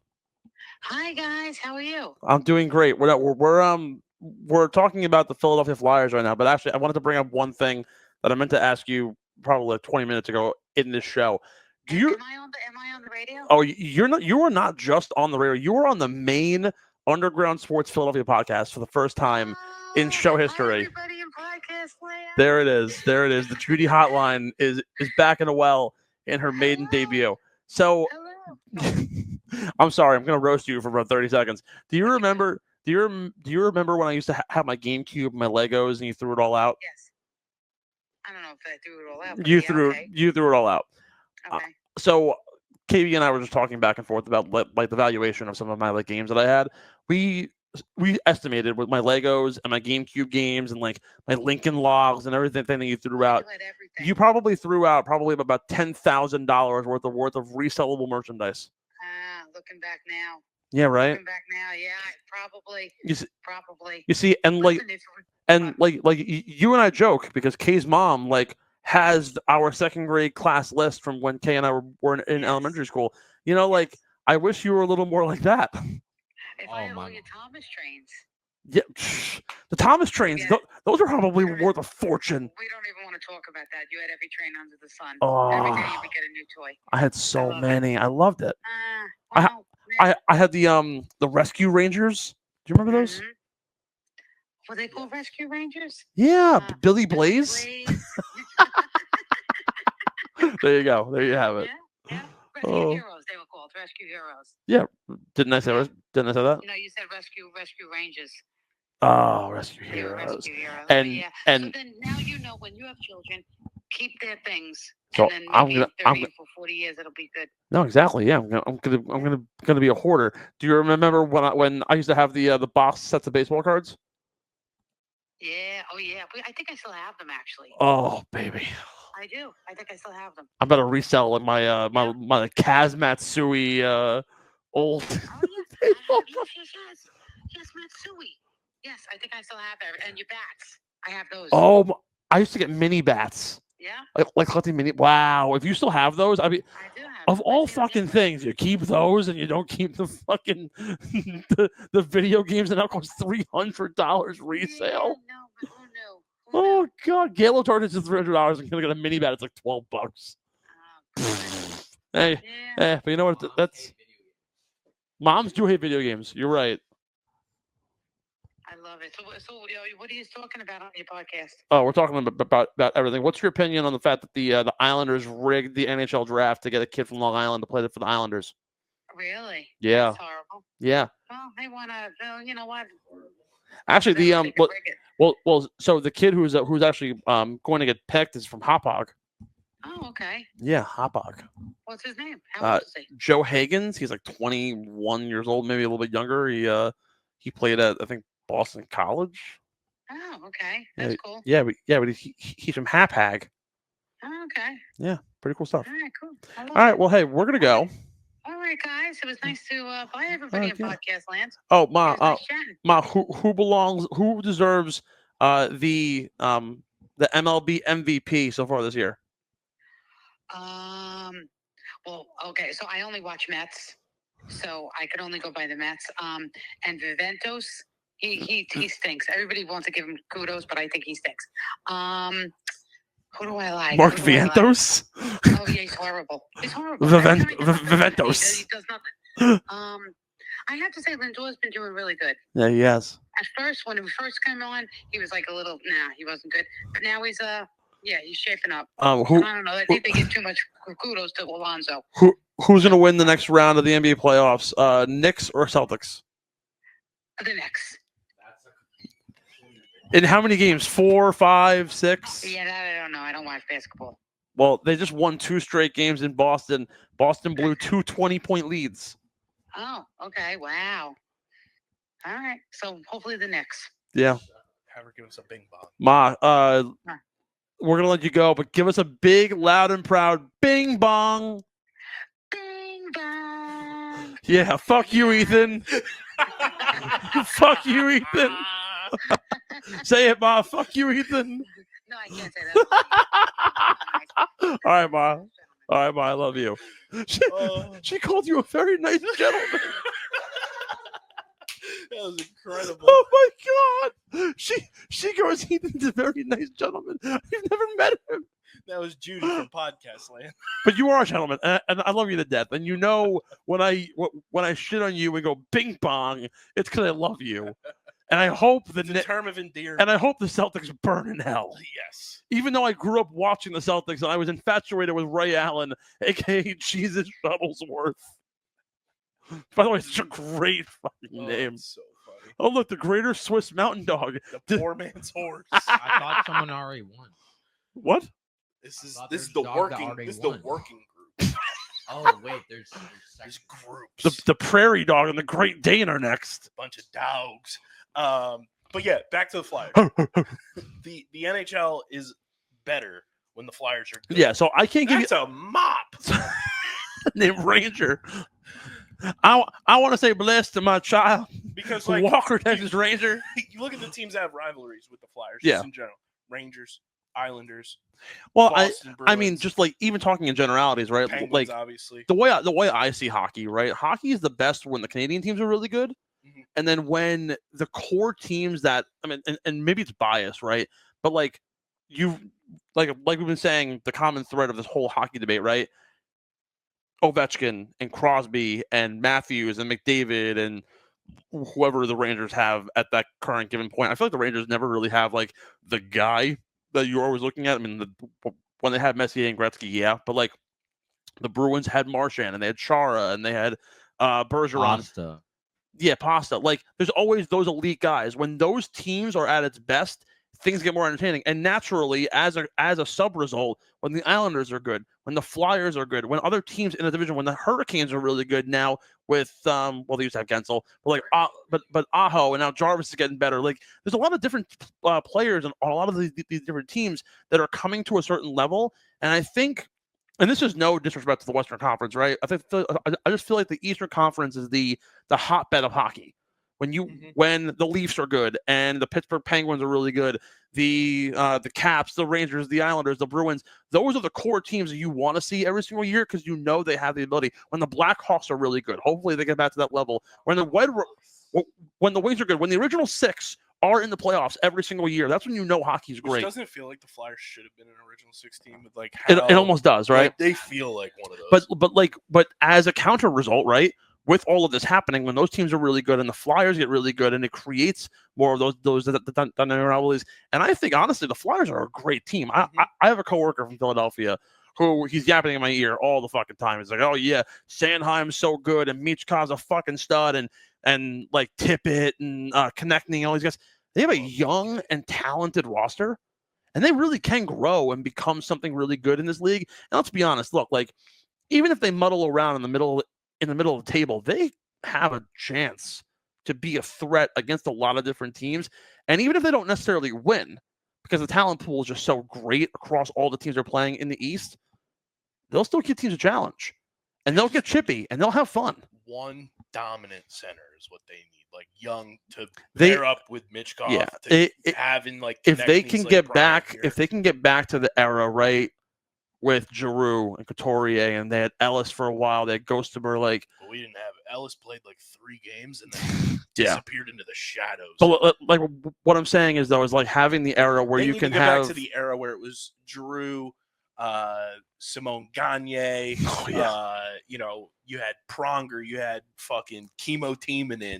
You need really what they need, honestly, and this is kind of the whole premise to get back to those like early era Flyers teams that I remember when I was growing up. A incredibly solid offensive minded top 6, and then a grinder mentality, beat the shit out of you bottom 6 on offense, and then the defense just put it all away. The goaltending was never incredible, but the goaltending was enough to at least get you involved. The defense didn't allow shots. Coming over in like 2 years from Russia, so who's apparently yeah. Why 2 years? Because his he's locked into the K for now. That isn't Fedotov, right? No, it's somebody else. Fedotov's here. Yeah, he's here. They put him in a Russian like Navy submarine, and like he got released from his contract, and Danny Briere had him here 48 hours later. I mean, he better have been. Can I blow your mind? You know how the other day on Getting the Hole we were talking about things that occurred at the same time? Yes. You know what also blows my mind is when like athletes are far younger than you think they are. Can you guess how old Travis Konechny is? 32. You would think, because he was drafted in 2015. He's 28. Christ. He's 28. TK has been around forever. Kid's a fucking baby at that point. And he is 28 years old. That's just... And he's so goddamn good. That's just... Jason Tatum's still 19. Yeah, dog years. With the dogs. Cheers to that one.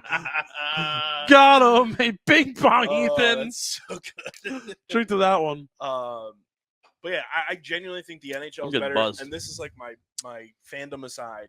NHL is a better league when the Flyers are good because they're viewed as a villain team. And sports leagues are good. You have a villain team exist. So are the Islanders. Right. I think the Blackhawks are a villain team. I think every original 6 team is naturally a villain team because everyone wants to hate on the original 6. Unless you're one of them. Unless you're one of them and you hate the other 5. Yeah, exactly. Well, I mean, obviously. So I vehemently hate every single one of those teams. Sense. Now that you guys I think I just had a nice little brain blast here. So we both pay attention to the Premier League, pay attention to soccer and everything. NBA's doing it with the in-season tournament and stuff. I've seen the NLL do it this year with a couple things and in the past. Oh my God, in-season 3s.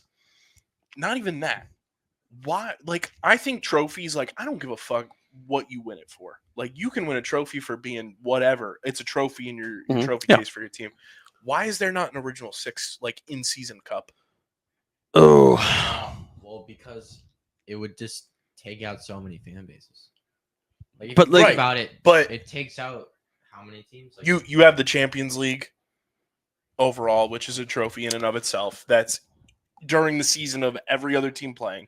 You have, the Carabao Cup. You have the FA Cup. You have oh, are you saying like I'm just saying games against each other, right? Don't count towards Doesn't the regular season? season? Like, it counts for your regular season Oh. always, Yeah. but when those games are head to head, they also count for like the original 6 cup. Okay. And And then there's, whoever like, a finishes playoff with the overall best either record or points head to head, you know what? boom, trophy. Honestly, what I would do, and I think that, and like, I don't necessarily think a original Teddy from Newfoundland. I don't think that a original 6 cup is really applicable. What I would actually rather almost see is, I think the Four Nations face-off was so good this year, and I loved and appreciated it. First of all, I think that it's unfathomable that we can just not have Russia for however long. Like, there's just no way. And I'm sorry to the Finnish, but like, the Finns would not be there if it wasn't for the fact that the Russians are ready to commit war crimes and go to war with everybody. But like, at the end of the day, if we had something like the Four Nations face-off, where it was throughout the year and you played friendlies and you eventually like worked your way to, and you play it like soccer, how amazing would it be? Because there are really talented rosters and players who were left off of these Four Nations face-off teams. Like, for example, like isn't Pasternak like Swiss? Like, the Swiss, and They have a lot of good players. yeah, the Swiss are really good. The Czechs are really good. Like, they're Denmark has a very good roster. I think there's a Portuguese water dog. there's a growing like Latvian populace. Like, they're like, think about it this way, right? Like, even the World Cup, how many great players play for Poland? Really, it's like Robert Lewandowski, and that's really it. There aren't many other guys, but they're still good enough to compete because they have guys in the middle tier level that can still put up numbers. They're not USA, they're not Canada, they're not Russia, but they can still put up numbers, even if the Czechs have 3 or 4 guys, right? Or the Swiss have a few, or the Germans, right, with like Draisaitl, or the Belgians. I'm sure there are other countries who could do it. Even if you find 8 countries, you're telling me that you can't do a round robin. They have the Olympics. They have all these different teams. You're telling me that you can't like gather a group. Or the same thing with how we have like dual nationalities, like the Japanese in the Olympics put up a team because there are guys who are like part Japanese, like Nick Suzuki, who could want to play for the Japanese team. I think that would be a little bit more valuable than just Like, you can have that, and I totally agree that the Four Nations is sick, but I also don't want it to lose its luster with like so. how good it was. But when I was bringing up like the original 6 like Yeah. cup concept, like, it's still counting towards your regular season record. Like, it's still a game on your schedule. Yeah. But when you go head to head and it's, Bruins Canadiens, or it's, Toronto and Chicago, or whatever it may be, whenever you play against those teams, it not only affects your regular season record, but then there's an additional standings or an additional point system, however you want to do it. And then end of the year, whoever's at the top there, boom, you win the original 6 cup. And you're telling me Maple Leafs, Canadians, Bruins, Rangers. So you know what? Blackhawks, I have a those great fan idea. bases will brag to the fucking moon about winning that. I have a great idea. Let's do this. So you're not as familiar with college hockey as I am, right. But every single February, first week of February, they have a competition in Boston called the Beanpot. Mm-hmm. And it's Boston University, right. It's Northeastern, it's Harvard, and it's UMass. Or not UMass, sorry. It's Harvard, Northeastern, BC, and BU. And it's a 2-on-2. It's a two-day event. You play 2 semifinal games and the final game 2 days later. So you get a day to prep. I would love to see those a 6 nations face-off. Sorry, a original 6 face-off tournament top 4 teams go into a 2-day during like the off season or something else, whatever it might be, or maybe you have games aside from your regular season schedule, like a round robin of all 6 teams, and then during the All-Star break you play your top 4 original 6 teams. That might make sense. I think that adds allure because the Bean Pot is so big, but it's also been around for 100 years, right, Ethan? Like everybody in Boston, regardless of whether or not like you're me or Ethan, who exactly like I only know about it because I grew up watching. I went to college in a college hockey town. I understand it. There's only 62 college hockey teams in the world, right?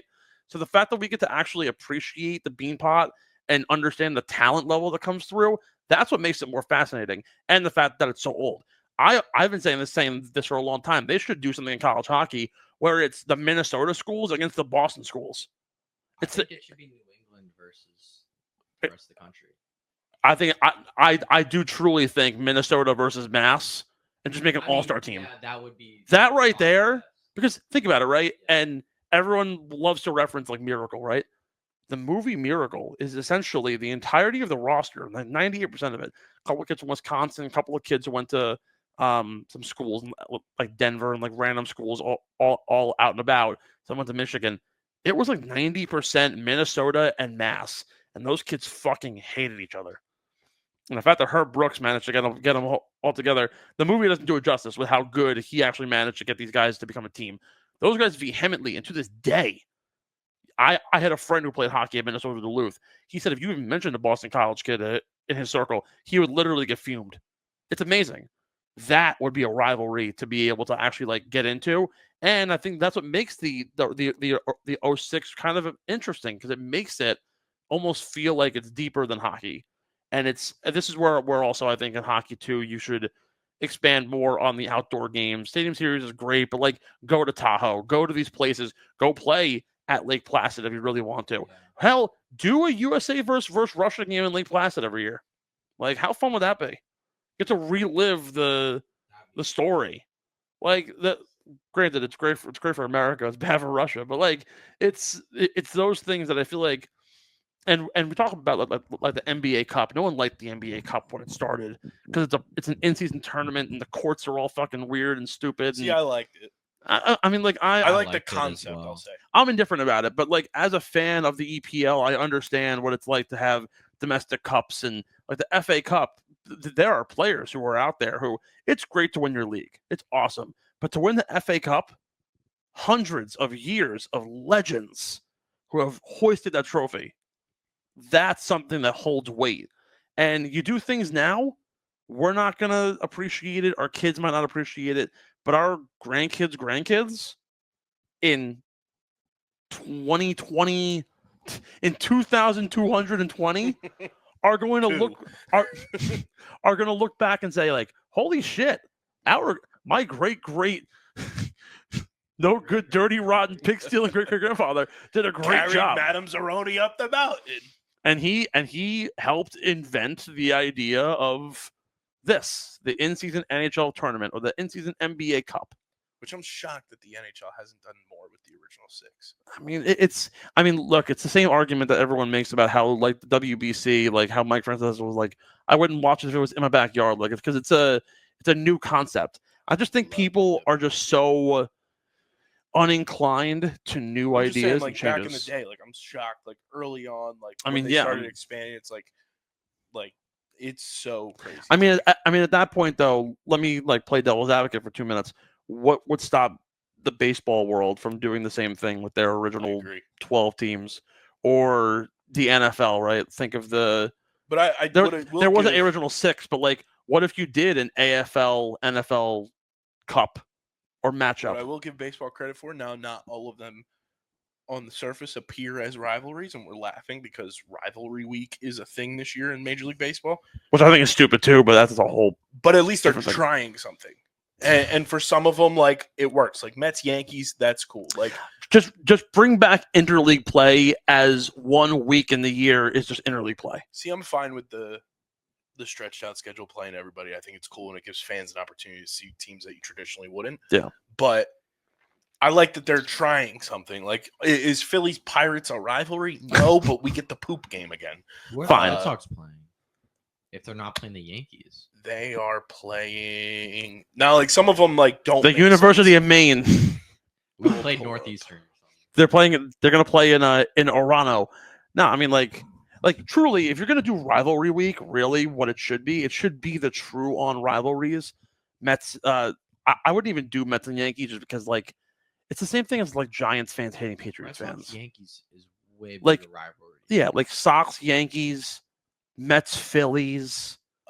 So rivalry weekend, it's Mets, Yankees, Phillies, Pirates, Braves at Red Sox. What?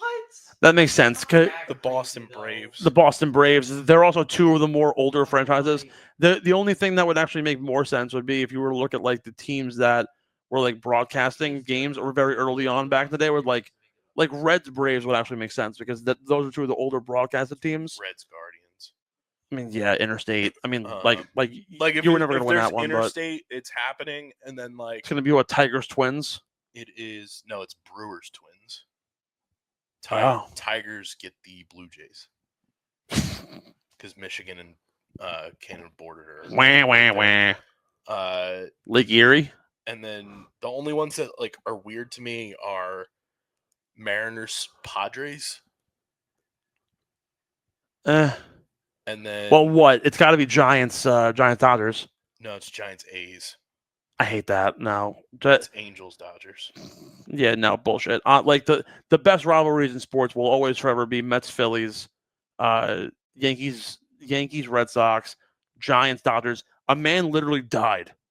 Multiple men have died. Phillies Braves is also fucking electric. Yeah, but there's something about New Yorkers versus Philadelphians. Yeah, that's just like but like blood boiling. The way that violence. Phillies Braves gets is like that. I mean, the Braves infuriate everybody. Has like rejuvenated a rivalry in baseball over the past couple of years. That is just like they hate us, we hate them. An underrated rivalry for a long time was also Mets Nationals. When the Nationals were that good, when they had Harper and Soto, and they had Turner and Jason Worth and Adam LaRoche used to go fucking AWOL. The best rivalry was that's a name too. Phillies fans versus Nationals ticketing.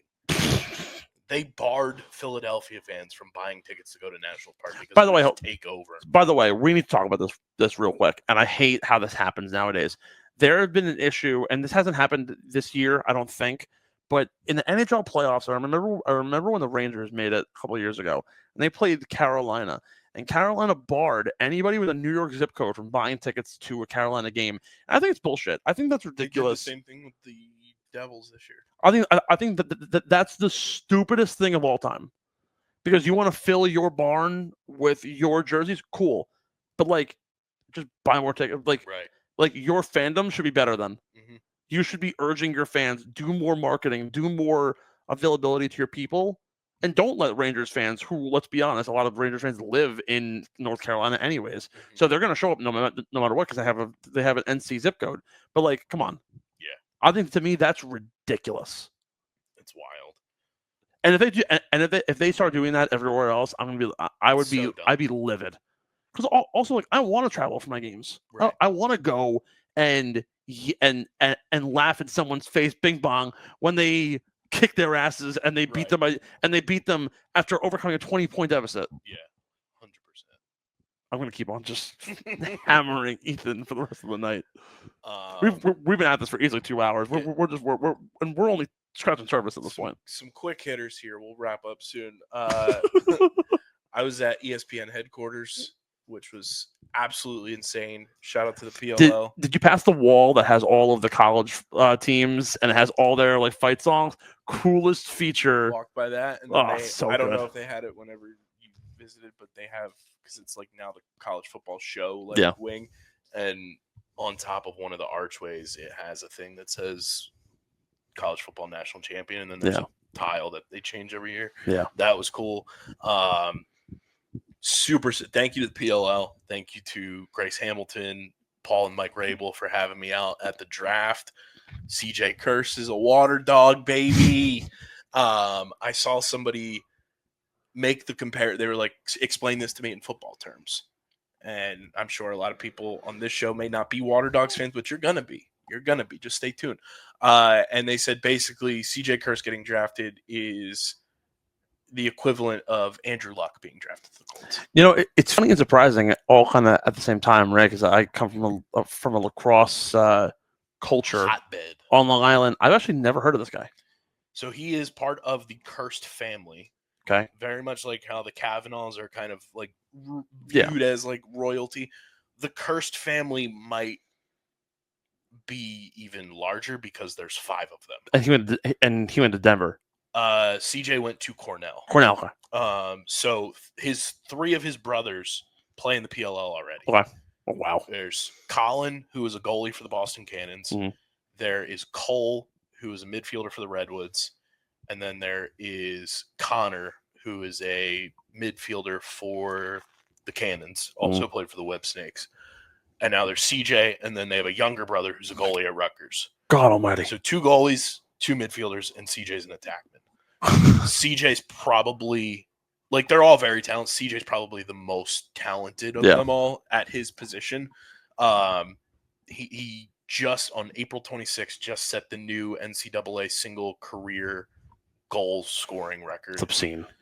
233 goals. And how many years? 4. Just a stud. And That's actually like obscene numbers. 4 or 5. I forget if he was like. And for the number of games that you play in a college season, he's an animal. He's an animal. To say that's a lot is a severe understatement, brother. So he's coming to the Water Dogs, joining Michael Sowers, joining Beast. Kieran McCardle.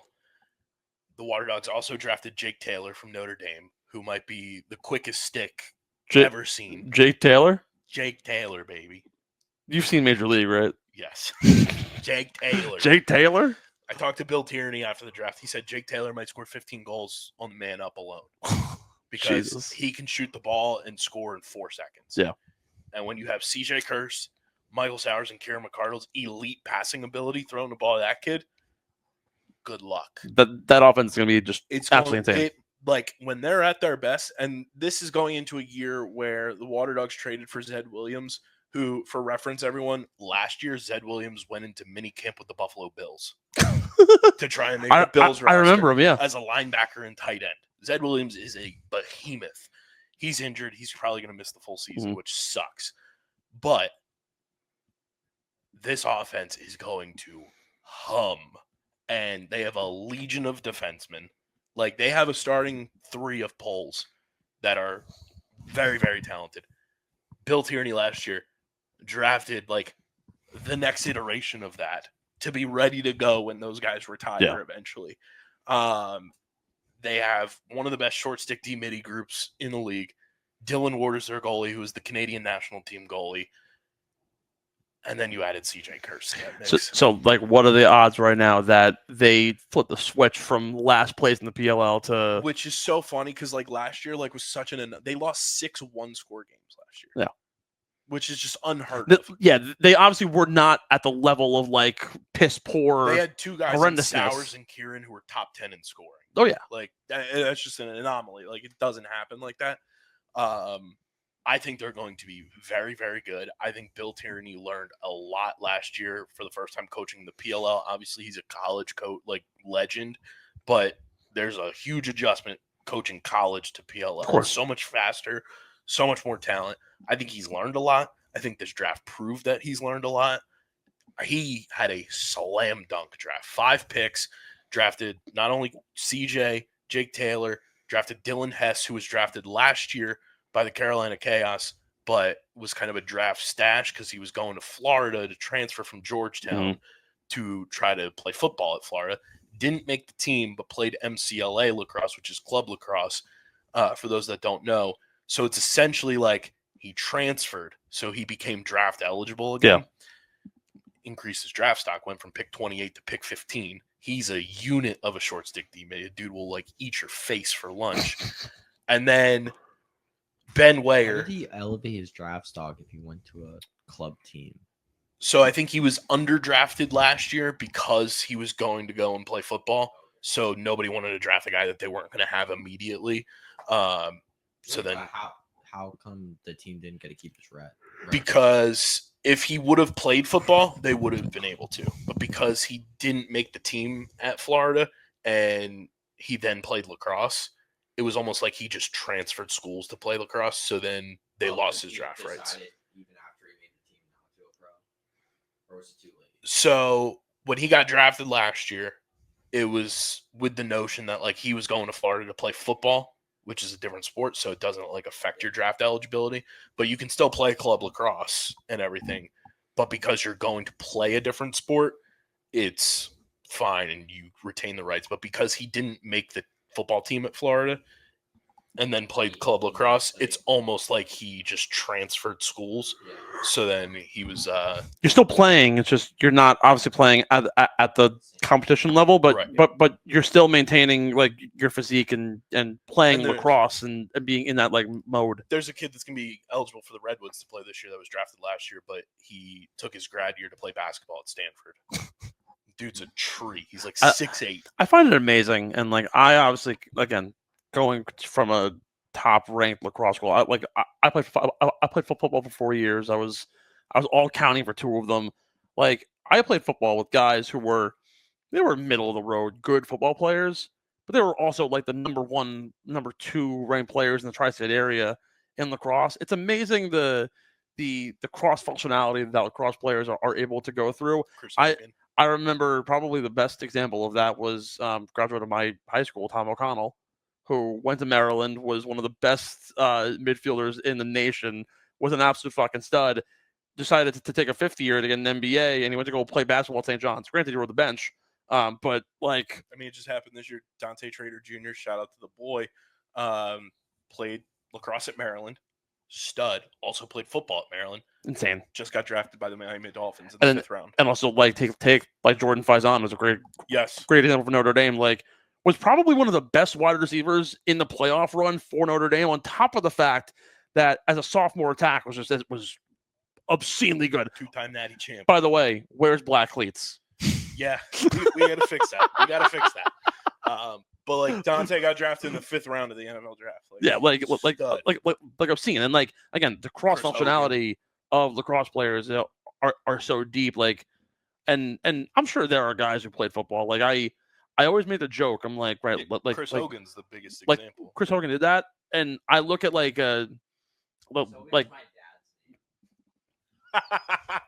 your dad's Chris Hogan? Yeah, so like in like middle school and like elementary school, I used to tell people like, "Oh, my dad's Chris Hogan," and people would be like, "Oh, what?" Ethan, do you know that my cousin's Charlie McAvoy? I don't believe it. Really? Yes. That's crazy. I shit you not. Like actually. Yes. I don't believe it. Yes. I really don't believe it. I will pull up the fucking Ancestry.com. Do you not look at me and not see him? I look like him. Are you dead ass? Look at me right now. I look like Charlie McAvoy with a beard. It's like... Fuck. Are you actually? Fuck, yeah. Wait, how? How? All right, so... How's the relation? So my grandpa had an older brother who ran away from home. He is the grandfather of Charlie McAvoy. So I believe because they happen to have the same exact name, and my grandpa doesn't know his older brother. And I have no connection to Charlie McAvoy's family, but they have the same fucking name, and they're both from New York. And he went to Long Beach, Long Island. My grandpa went all the way. They're both from Brooklyn. Look at Charlie McAvoy right now and look at me. Yeah, now that you say it, the eyes. Thank you. Holy shit. Holy shnikes, right? Holy Christ. Shit. Wait, now, wait, I'm about to ask. Oh, wait. I need a picture of you. Chris Hogan's dad. That's why. But not the athlete. No, but I find it fascinating, right? Like I made jokes of like Chris Hogan, but like take like Julian Edelman, right? Mm-hmm. Quarterback turned wide receiver. You're telling me that guy, if he grew up with a stick in his hand, couldn't do the same thing? Yeah. Like it's amazing. Dox Aiken, that plays for the New York Atlas, went to training camp with the Patriots 2 years ago and came back to the Atlas, and he's a stud. I'll never forget, and like granted, like they kind of fizzled out of the PLL like limelight, but or if they ever even made it to begin with, but a classic Chaminade family was the Fowlers. Jack Fowler and I want to say Ricky Fowler. It's not Ricky Fowler. Danny Fowler, I think it was. Like Danny Fowler, I think Jack Fowler or one of the other Fowlers was a 3-sport All-American letterman in wrestling, football, and lacrosse at Duke. They all went to Duke. I believe Danny Fowler was the starting running back at Duke. He was the running back under Daniel Jones at Duke, and was the starting goalie at Duke. Like these guys were born and bred to play lacrosse, and they did every sport well. Yeah, it's like It's fascinating. That plays for the Redwoods, played lacrosse and football at Duke, went to mini camp with the Cowboys. And Like it's just absolutely ridiculous, and it's incredible how they're able to do this and do it at such a high level. It's wild. And then the Water Dogs last night, pick 23, Ben Weyer falls to them. Now this was very similar, not in the same vein, obviously, to Shador falling, but this kid falling was like everyone was watching this happen. And there was reports out there that he was a polarizing prospect, so he could fall. So everyone was polarizing in the wrong way. I didn't really understand like where it was coming from, but I was like, maybe he'll fall the second round. Yeah. Okay, there's only 4 rounds in the PLL draft, if you're not aware. He falls to pick 23, which is second to last pick in the 3rd round, and he's right there in the lap of Bill Tierney. He takes him. Dude's an LSM from Virginia. Virginia not having the greatest season that they are accustomed to having. So I think that could also be a contributing factor as to why he's kind of struggled this year in terms of like what production expectations are for him. But when you can get him at pick 23, that's an absolute steal. At the end of the day, if you can grab anybody who's that highly touted, even with, and again, we can go back to the Shador Sanders like comparison, right? Like that's something that's totally different in of itself. I feel like when you're dealing with a lacrosse player, unless it's literally the son of a superstar who's well known, it's just the sport itself isn't elevated the way the NFL is, where like you could take that risk. It's the same thing. It's like right, like, and I still joke how Larry Tunsil fell 11 picks for a gas mask for smoking weed, and he's still an absolute god. And like those things happen, but the prowess and the skill is still there. And Tierney told me after the draft that prior, he was like, if Jake Taylor's on the board, I'm going to take him at 9. Yeah. Because obviously they were going CJ number 1. But Ben Weyer, he said, was his original number 9 pick. Which is crazy, yeah. And then he's there at 23. And it's just fallen in the lap. And it was unbelievable. 5 great picks. CJ's going to be a stud. Jake Taylor's going to be a stud. Dylan Hess is going to be a monster. And I think Ben Weyer is also going to make the team. And I mean, some very weird. Ben Ramsey from Notre Dame fell to pick 28 to the Boston Cannons. That was a shocker. That was like even harder than Ben Weyer falling. Overall, a lot of good picks. The Redwoods had a great draft with their new regime. Water Dogs had a slam dunk draft. It was awesome being able to watch a draft kind of unfold in person as well. Being on the set at ESPN was insane. Like 10-year-old me was like a kid in a candy store because that's like what I dreamed of doing. And to be at ESPN was unreal. I ate in the famous ESPN cafeteria, tried the cheesesteak because I had to. Did you do a half and half like Arnold Palmer did? I walked right by the things. I was like, oh, that was in the commercial. So, it's so funny that like you bring this up because Ethan and I look like 2 fat kids on Thanksgiving dinner. Like we haven't even gotten to the stories of what we've endured today, and just like legitimately. So we're here in Philadelphia, right? We're sitting in the hotel room out here in Willow Grove, like 5 days at a PGA Tour event. And I understand some people who are probably watching the main pod here are like, oh, like whatever, it's golf. But like, there's something about being amongst a crowd of people who you never thought you'd ever be able to be around. And I've interviewed some really interesting people in my lifetime. I've interviewed CEOs and I've interviewed major former athletes. Matt Leinart is one interview example that I've had that's been absolutely incredible. I've chatted with former quarterbacks, former MLB staffers and scouts and so on.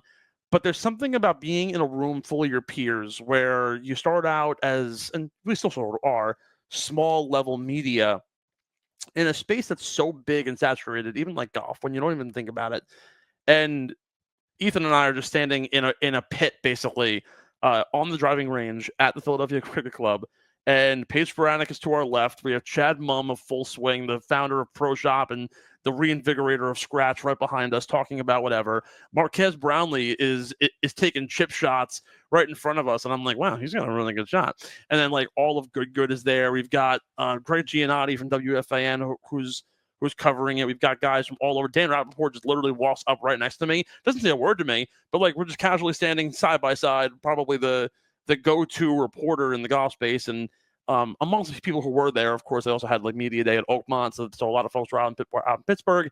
But I'm sitting in media centers and I'm talking to Justin Thomas and Rory McIlroy and Xander Schauffele, and I'm standing behind watching guys like Akshay Bhatia just hit balls, and Minwoo Lee walks past me, and like I'm seeing him dap up guys, and it's amazing to like finally be in this space and get to be like, hey, like you feel like you made it. Mm-hmm. And it's just like the friendliness that people are, and the openness to just chat with you. And like I made a joke to you. I'm like, I'd be thankful to get to talk to someone like Andrew Novak, who is probably the 55th ranked player out of a 72-man field. But in reality, if I walked up to Minwoo Lee, who's probably the 13th best player in that field this week, or Xander Schauffele or Justin Thomas, they'd be enthralled to just talk to me, because their whole life is just golf, and they'd rather spend the time and the 5 minutes to chat with you than to. You're a new face than the normal, yeah, exactly. like, you're roundabout. Yeah, you're not the same 5 guys who ask questions. Like it was amazing, right? Like Ethan and I are sitting in the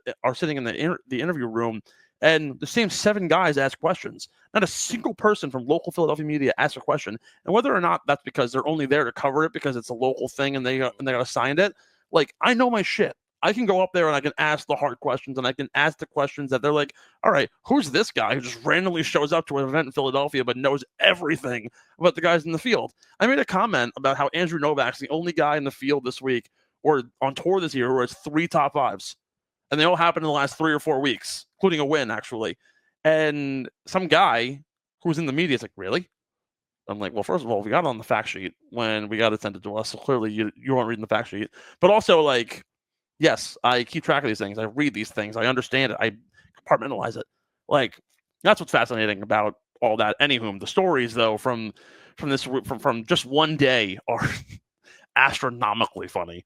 I don't even know where to start. First of all, of course, the 2 idiots in the media, my 21-year-old drinking buddy here and myself, didn't bring a cord to charge our phones, so we're like rummaging. Rookie mistakes. Yeah, right. Didn't have a camera. We only had one. I didn't even think to bring my laptop, so we only had Ethan's laptop.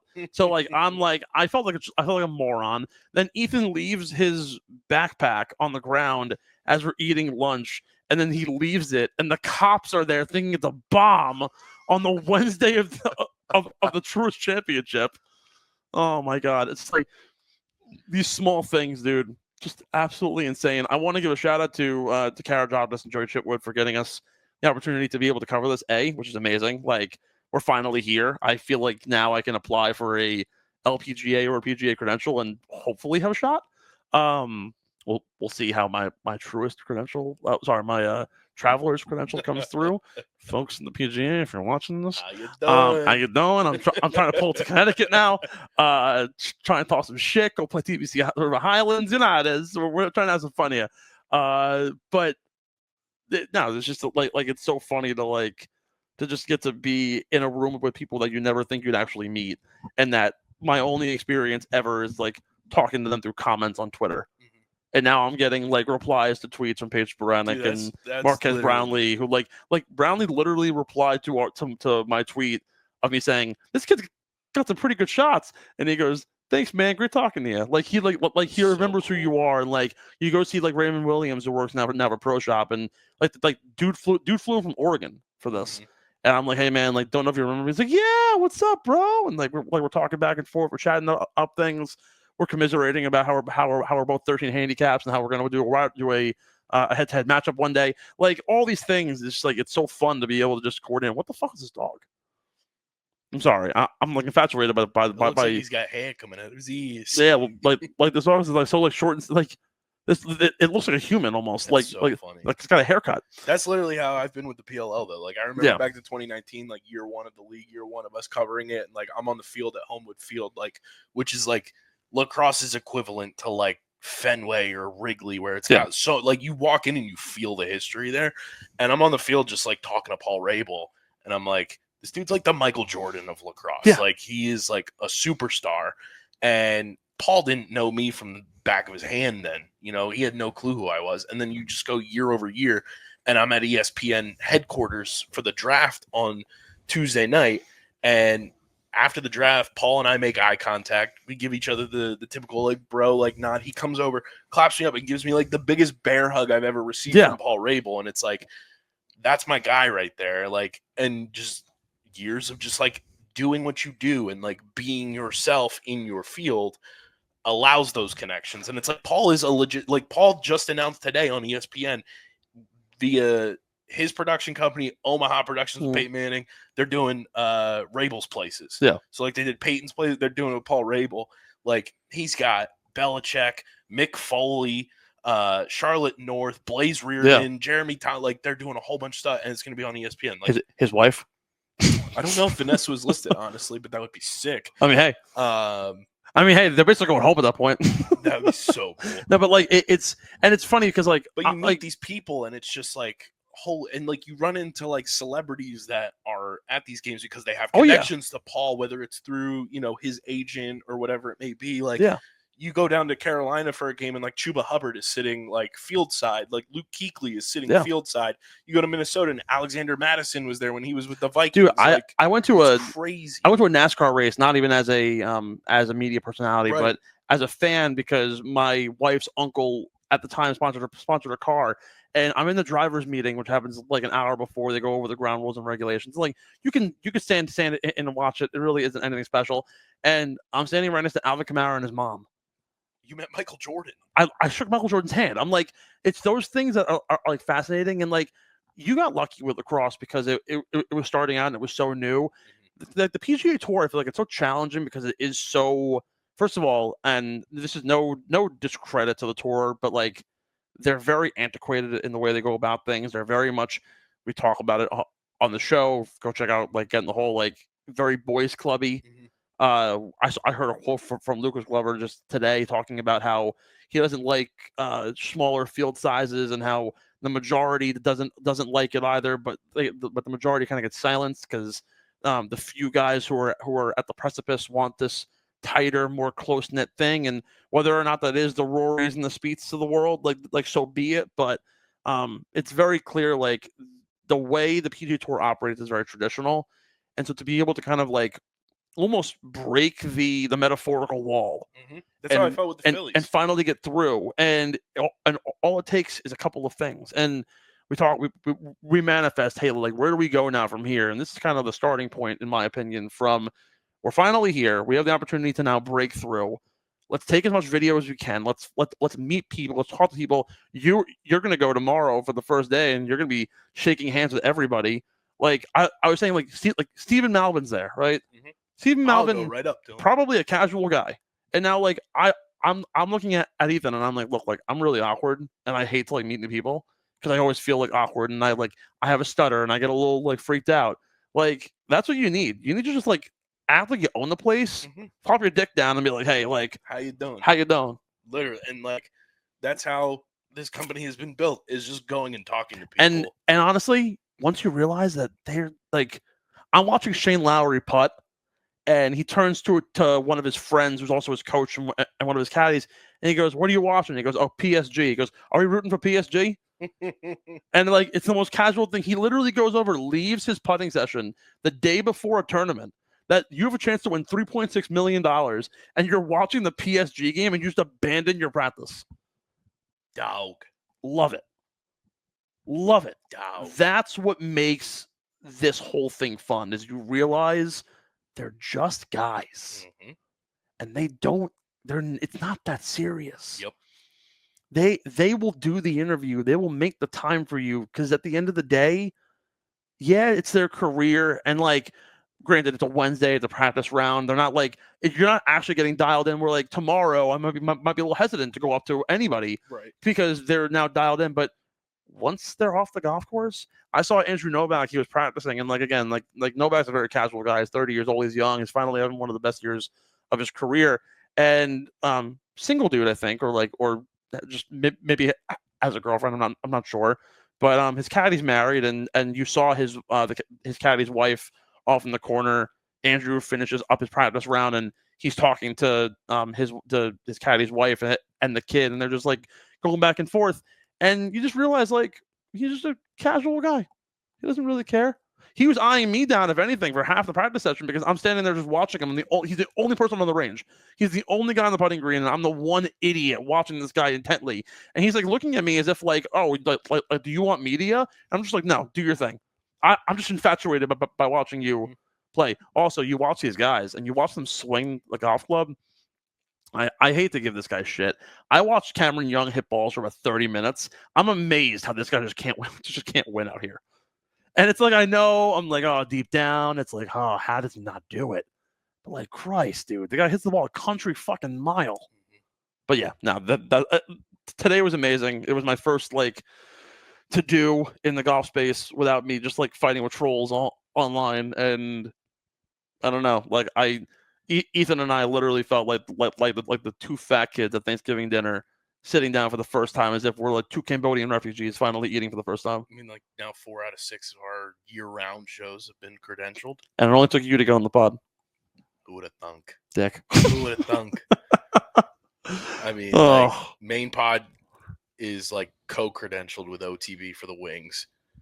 OTB and main pod to a degree now with the Water Dogs are full-blown with the PLL. Main pod to a degree with the Phillies, which is like still fucking insane to me. And again, that came up with just let's talk to people. Showing up to a charity event with Taiwan Walker. Exactly. Casey Nolan get the IndyCar credentials this year, which was so sick.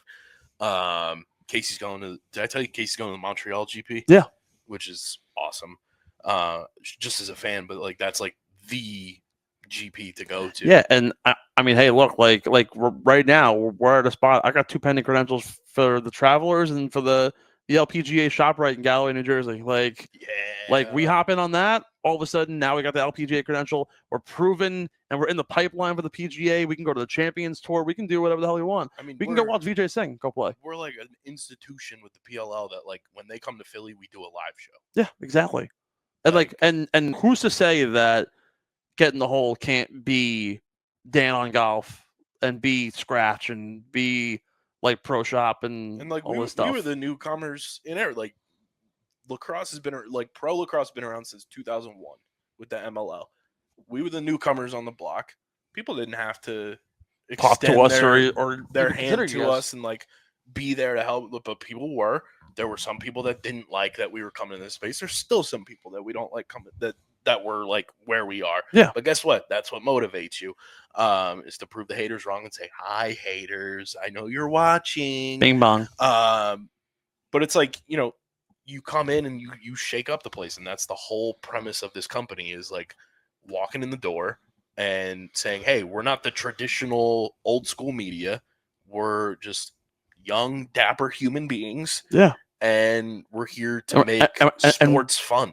And we're feisty, and we're ready to give people what they want to see. I feel like it's so challenging to just break through and just get even one name. And think about it, in the last month, right? Where has Getting the Hole gone from having almost virtually like no guests that we have Joey on, we have Bill Hyman from Joey on twice. We have Bill Hyman on. We are tentatively planned to have the captain of the New York Bluebirds grass league team. We have the contact for the CEO of the grass league. We might be getting on other big time names. Who knows who we can even find this week, right? Like we could find anybody, and it could be as simple as like you run into folks who are even members at PCC and be like, hey, like, who do you know? How can you connect us? Find us someone. Even if we get the contact of some of the local food vendors and talk about their experience, like anything can grow and build out of just the smallest conversation. And it's funny because if there's anything that anybody takes away from this 3 hours of us just shooting shit back and forth, my mom used to always Mac, it's you from King City, Ontario, the Lakeland Terrier. Ontario, busy, gotta go. Speaking of which, I'll show you a video that I needed to like instant react to on the show. But like my mom taught me to just be nice to everybody because you never know when that's going to like come back to like bite you if you're a rude asshole to somebody. Like, when are you going to find out that they're maybe in a dream job that you want to be in, or in some crazy situation, which actually happened to a friend of mine. The person he was rude to was also the person who interviewed him for a job, and recognized him. That's unreal. And was like, "Get out!" Like like shit like that is just insane to me. That's so funny. if you don't remember anything from the show, just be nice to people. Also, speaking of Ontario busy, I need you to live react to this video. I'll play the audio over the headset here. There's been a really big thing on my Instagram feed. It's if certain things in media had an Alberta accent. This is at the sorting. Oh yes, I've seen these. If the Sorting Hat from Harry Potter had an accent. Not Slytherin, eh? Well, fuck, those guys work pretty hard, man. Like 24 on, 3 off, makes serious fucking bank, bro. Like, I'm talking like $38 an hour. Did you see the one where it's one of the early episodes of Pokemon, and it's Ash walking into Brock's gym? Oh my and god! Brock has the Alberta accent. I had this one. It was was Jarvis. Hey,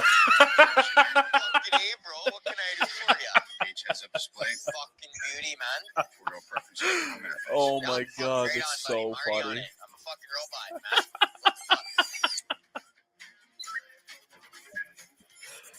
Oh, that's incredible. Does the scarecrow have a cock made out of hay, man?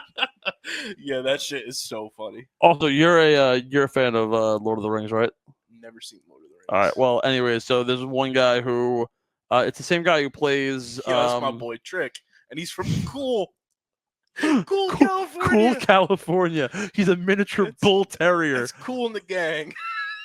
Yo, why does that dog? I can't even describe what like person that would be. Anyways, this.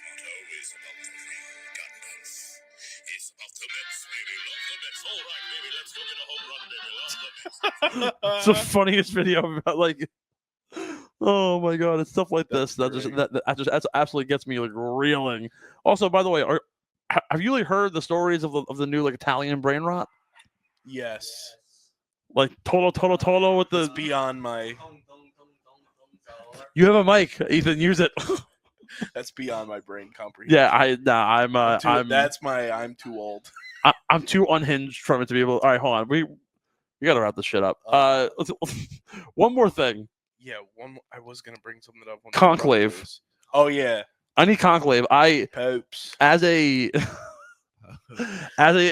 child of Pope talk over here. As a child of Catholic school education, what's the best way to end a 3-hour show but to talk about the fucking papacy? So I forget if I told you what I was gonna bring up. Actually, damn it. We'll do Pope talk. Did I tell you I'm going Mr. Joe Adamus? We're gonna do on OTB. DJ's gonna script write it. I'm gonna do the voiceover. We're gonna take highlights of lacrosse games that are like big time highlights and stuff. Put the clip in either black and white or sepia tone, and I'm gonna do old school baseball. Yes, you said this. Yes, I can't wait, dude. I was sitting just brainstorming at ESPN about this, and I was just like, "Oh, I'm gonna do it for every first round pick." That's gonna be amazing. And then CJ Kurse winding up for the shot. And he breaks the goal record, everybody. CJ Kurse doesn't put it in the papers. Oh, my God. Put it in the papers. The papers. But, yeah, let's talk a little Pope. All right. So, for reference, I don't practice Catholicism anymore. I grew up in the Catholic Church. Which actually makes this even funnier because it's almost like I'm the analyst coming on to talk all things papacy.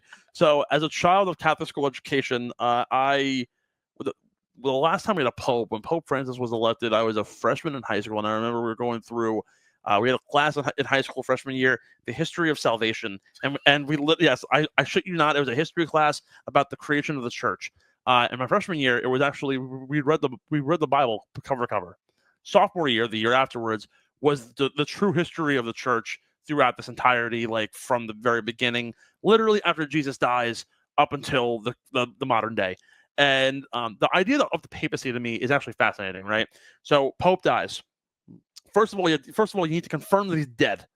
How you do that, I really don't know. But Yes, he wants water, agua. He confirms the death of the Pope.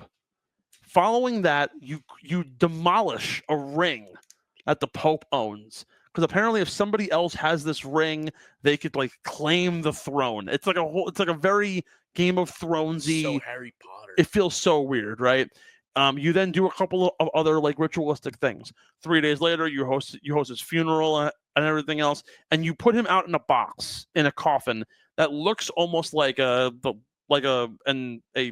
mutilated diamond, and you lay him out as like a wake to like confirm that he is in fact dead, and then you have his funeral, and then you mourn for 9 days. Why 9? I don't really know. And then all of a sudden, 150 cardinals from across the world all have to come to Rome, go to the Vatican, and they get locked into a room with no phones or anything, and all they can do is vote on a pope. And you vote, and you vote, and you vote. And if they blow black smoke like it's a fucking the fucking train car, no pope has been chosen. If they blow out the white smoke, that means that a new pope has been chosen. It is day 1 of Conclave, and we already have frontrunners. Front runners. There's literally betting lines on DraftKings that you can find to bet, depending on where you are in the country. We can't do it in Philadelphia. I'm sorry. I know the second I said that you were going right for it, because my boy Tagle from the Philippines should get it. I also love Peter Turkson. He's from Ghana. He would be the first black pope. So I'm all in on the first. But what is it? It's Pietro Parolin. He's the commoner Italian that everyone wants. He's the Secretary of State, basically, of the Vatican, which is like he's second in command. But like second in command doesn't always win. It's not like a lock, but like he's the Italian lock. He's more like on the conservative side to a degree. So are most of the guys from Italy. There's one guy who's from like Hungary who's like super conservative. For reference, Pope Francis was like really like liberal. He was very into like allowing gay marriage and like abortions and all these different things that were involved in the papacy. Tagle, who I don't even know his entire name, it's like a 4-part name. He's in the Philippines. He's like really conservative. He's like the next Francis. So like it's basically, think about it as like politics, right? Republican, Democrat. If the Republican sucks, you're probably gonna put in a Democrat. Like Francis was like widely liked, but also like had some downsides. So it's kind of a 50-50 thing. But also he elected 130 of the cardinals that are voting. Mm-hmm. So it's more likely than not that a liberal guy will join, which would make for Peter Turkson the first black pope, or Tagle the first Filipino pope, to probably get the nod. So that's literally why I was laughing there. I went to just search pope. It just brings up Contavious Caldwell Pope. So actually, it's funny. So like right now, I saw a tweet, and it was like what happened? Like, who is the Pope when there is no Pope? And someone tweeted it out. There's only someone quote tweeted it and said Contavious Caldwell. We're popeless. Well, no. There is one Pope. Also, someone put on Twitter, and I know that you'll appreciate this, and actually, getting the whole account did in fact tweet this out. The Antifaldo account said this is who I want to see as Pope, and it was this image.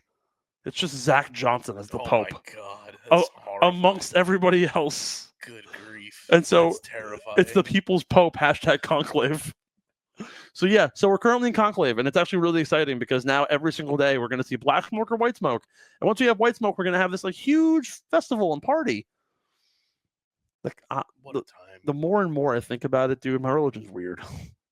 All religions are weird, to be honest. I'm not gonna spark a debate here, but I've been a part of many organizations in my lifetime. I've been a part of a fraternity. When I went to an all-boys private high school, I was part of my orientation program at college. All 3 of them very much culty, and I will happily admit that I was part of multiple cults. I'm not going to say that religion is a cult, because I think that is wrong to say that, and I am a spiritual believer of God. I mean, what you believe in is what you believe in. I can't like.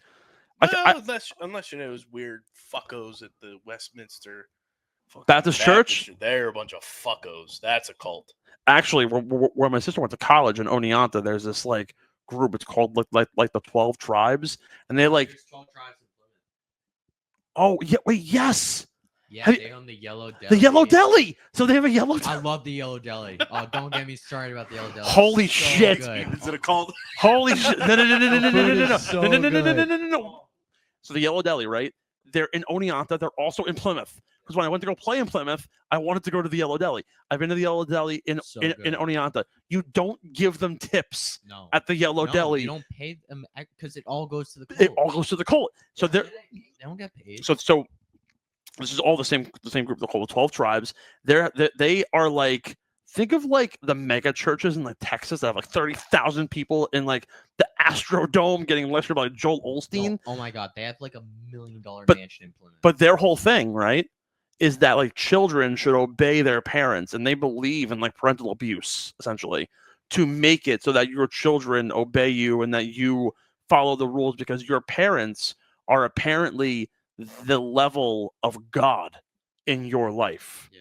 And it's like the whole thing. It's like discipline based, and it's all nuts. You're weird. Yeah, they are. That like, admittedly, that's weird, but like that's whatever it is. That's what they believe. So whatever. But apparently they make bomb ass fucking food at the Yellow Deli. So good. Yellow Deli, baby. Shout out. Can't say I relate. We should go to the Yellow Deli. Yeah. I'm not trying to get And indoctrinated. It's cheap. It's economically friendly. Yeah, so is the menu at Augusta National, but I can't I can't afford a ticket. I can't afford to go there. Is Augusta National a cult? Yes. I mean, technicality, yes. But I mean, all right. Actually, hold on. So I heard this debate, and oh god, we're gonna open up a can of worms and go another hour on the show. Are all clubs cults, but not all cults are clubs? I would say it's It's the other way the around. other way. Sure. Not all cults are clubs, but no, No. not all All clubs are cults. But all cults are clubs, yeah. But not all clubs. Yes. I actually heard this fun debate, right? So we call it the Illuminati. It's definitely called something else. You know how they have like all like political leaders who go to this like camp in the woods. We're gonna get our fucking episode taken down. I know, but just I know, but like hear me out here, right? So we call it the Illuminati. I heard someone debate me or try and debate the idea that the people who actually belong to the Illuminati are actually just the membership at Augusta National Golf Club, and they pose it off as being this like fun golf club. But like Fred Ridley is really like the leader of the Illuminati, and they make the world go round because it's basically the 300 richest people in the world who can actually afford to be a member there. And think about it, no one ever actually golfs at Augusta National. No one actually plays the golf course. The membership there doesn't play. What do you mean? Eli Manning is a member at Augusta National. He's never once teed it up at Augusta National. What? Yes, you heard me right. Condoleezza Rice is a member at Augusta National. She's never once played the golf course. How's that work? You pay for it? Fuck if I know. How much is the membership? $300,000, some of that? More? Whole sandwich in Plymouth is like $300K. Probably more than the initiation fee is like The millions. initiation fees, like Whatever it is, it's obscene. So who's like, again? Speaking of And the stuff, only way you get in you get in is if someone dies or they leave, which they never leave. Can we talk about Ethan's Loch Ness Monster tattoo? Yeah, I didn't even know you had tattoos. This is also the first 24 hours that I've ever seen Ethan, and I always knew that you were tall. Yeah, he's big as fuck. Bro's a fucking unit. So Which is hilarious because we have another content intern coming in at the end of May. Is it a joining key us on as your well. ankle? it's like a match. The match? What is lighting? He's got hot feet. He certainly doesn't have chilly ankles from those no-show socks. This one was done by my friend. Stick and poke? No, yes, So you let your friend just tattoo your ankle? Yeah. So what's the reasoning behind the Loch Ness Monster? I got it on my 19th birthday. Do you have any other It was tattoos? October 13th. So like, I was born on like a creepy day. Were you born on Friday the 13th? It was Wednesday. So you were just born on the 13th. Of October. That's so funny. My siblings were born on February 13th, and there's nothing awkward about there's nothing ominous about that day. No, there's really no meaning. That's so funny. It's just a lotless monster. I have a friend who literally he has a tattoo, and it's literally a brain, a line, and then an atom. And I think it's the stupidest fucking tattoo of all time. I'm calling you out on It's it. a bad dog name. He's not green. Verde. That means green. You know what's a He's great? not green. You know what's a great dog name? Vern. Speaking of Verde, just literally replace the one letter Vern. But I was gonna say, Ethan's big as shit. We have another content intern coming in at the end of May. Is he also big as shit? He's 6'6" and plays for the Fairleigh Dickinson basketball team. Oh, so he isn't wasting his talents. Good. The D3 school, but like he's a hooper. Oh, they went down to D3? Yes. They have both now. The D1, they have a campus at Teaneck, which is D1, and then they have the campus at Florham Park, Madison, which is where my sister went. Yeah, so they now have D3. So they had that at LIU Brooklyn, and remember when LIU Brooklyn, the Hawks would like always like go far in tournaments, and they had LIU in Brookville Post, and then they merged them both because they realized one of them fucking sucked and the other one was good, so they merged it together. Now it's just LIU the Sharks. Yeah, that's where Connor Farrell from NLL went. Stud Played football there, and now he's across. By the way, FDU did the opposite. Yeah. So D1 was the men's, and women's was always D3. Crazy. They didn't have D3 men's or D1 women's. Now they have D1 both and D3 both. Title IX. Hoopers. Had to level out. They saw FDU pull off the 16-1 upset and said, we need everything. Hey, yo, fuck that, Edie. Sevi, the little, feisty. By the way, bro, Chris Myers commentates this shit. That's so funny. What did Chris Myers do to deserve that? To wear bred to hunt rats? All these dogs, I just picture having the same voice, and it's Scrappy Doo. Let me at him. What? All right, so my friend Mike has this like weird talent. He can name Pokemon based on their screech. Oh, I can do that. I need to end the show. Follow along all week. It's going to be a ton of fun. Make sure you guys are following us at Underground PHI, at Getting the Whole Pod for all the golf content. Subscribe to the pod, Apple, Spotify, wherever you get your podcasts. Subscribe to the YouTube channel, youtube.com/@UndergroundSportsPhiladelphia. Shout out to Kenwood Beer.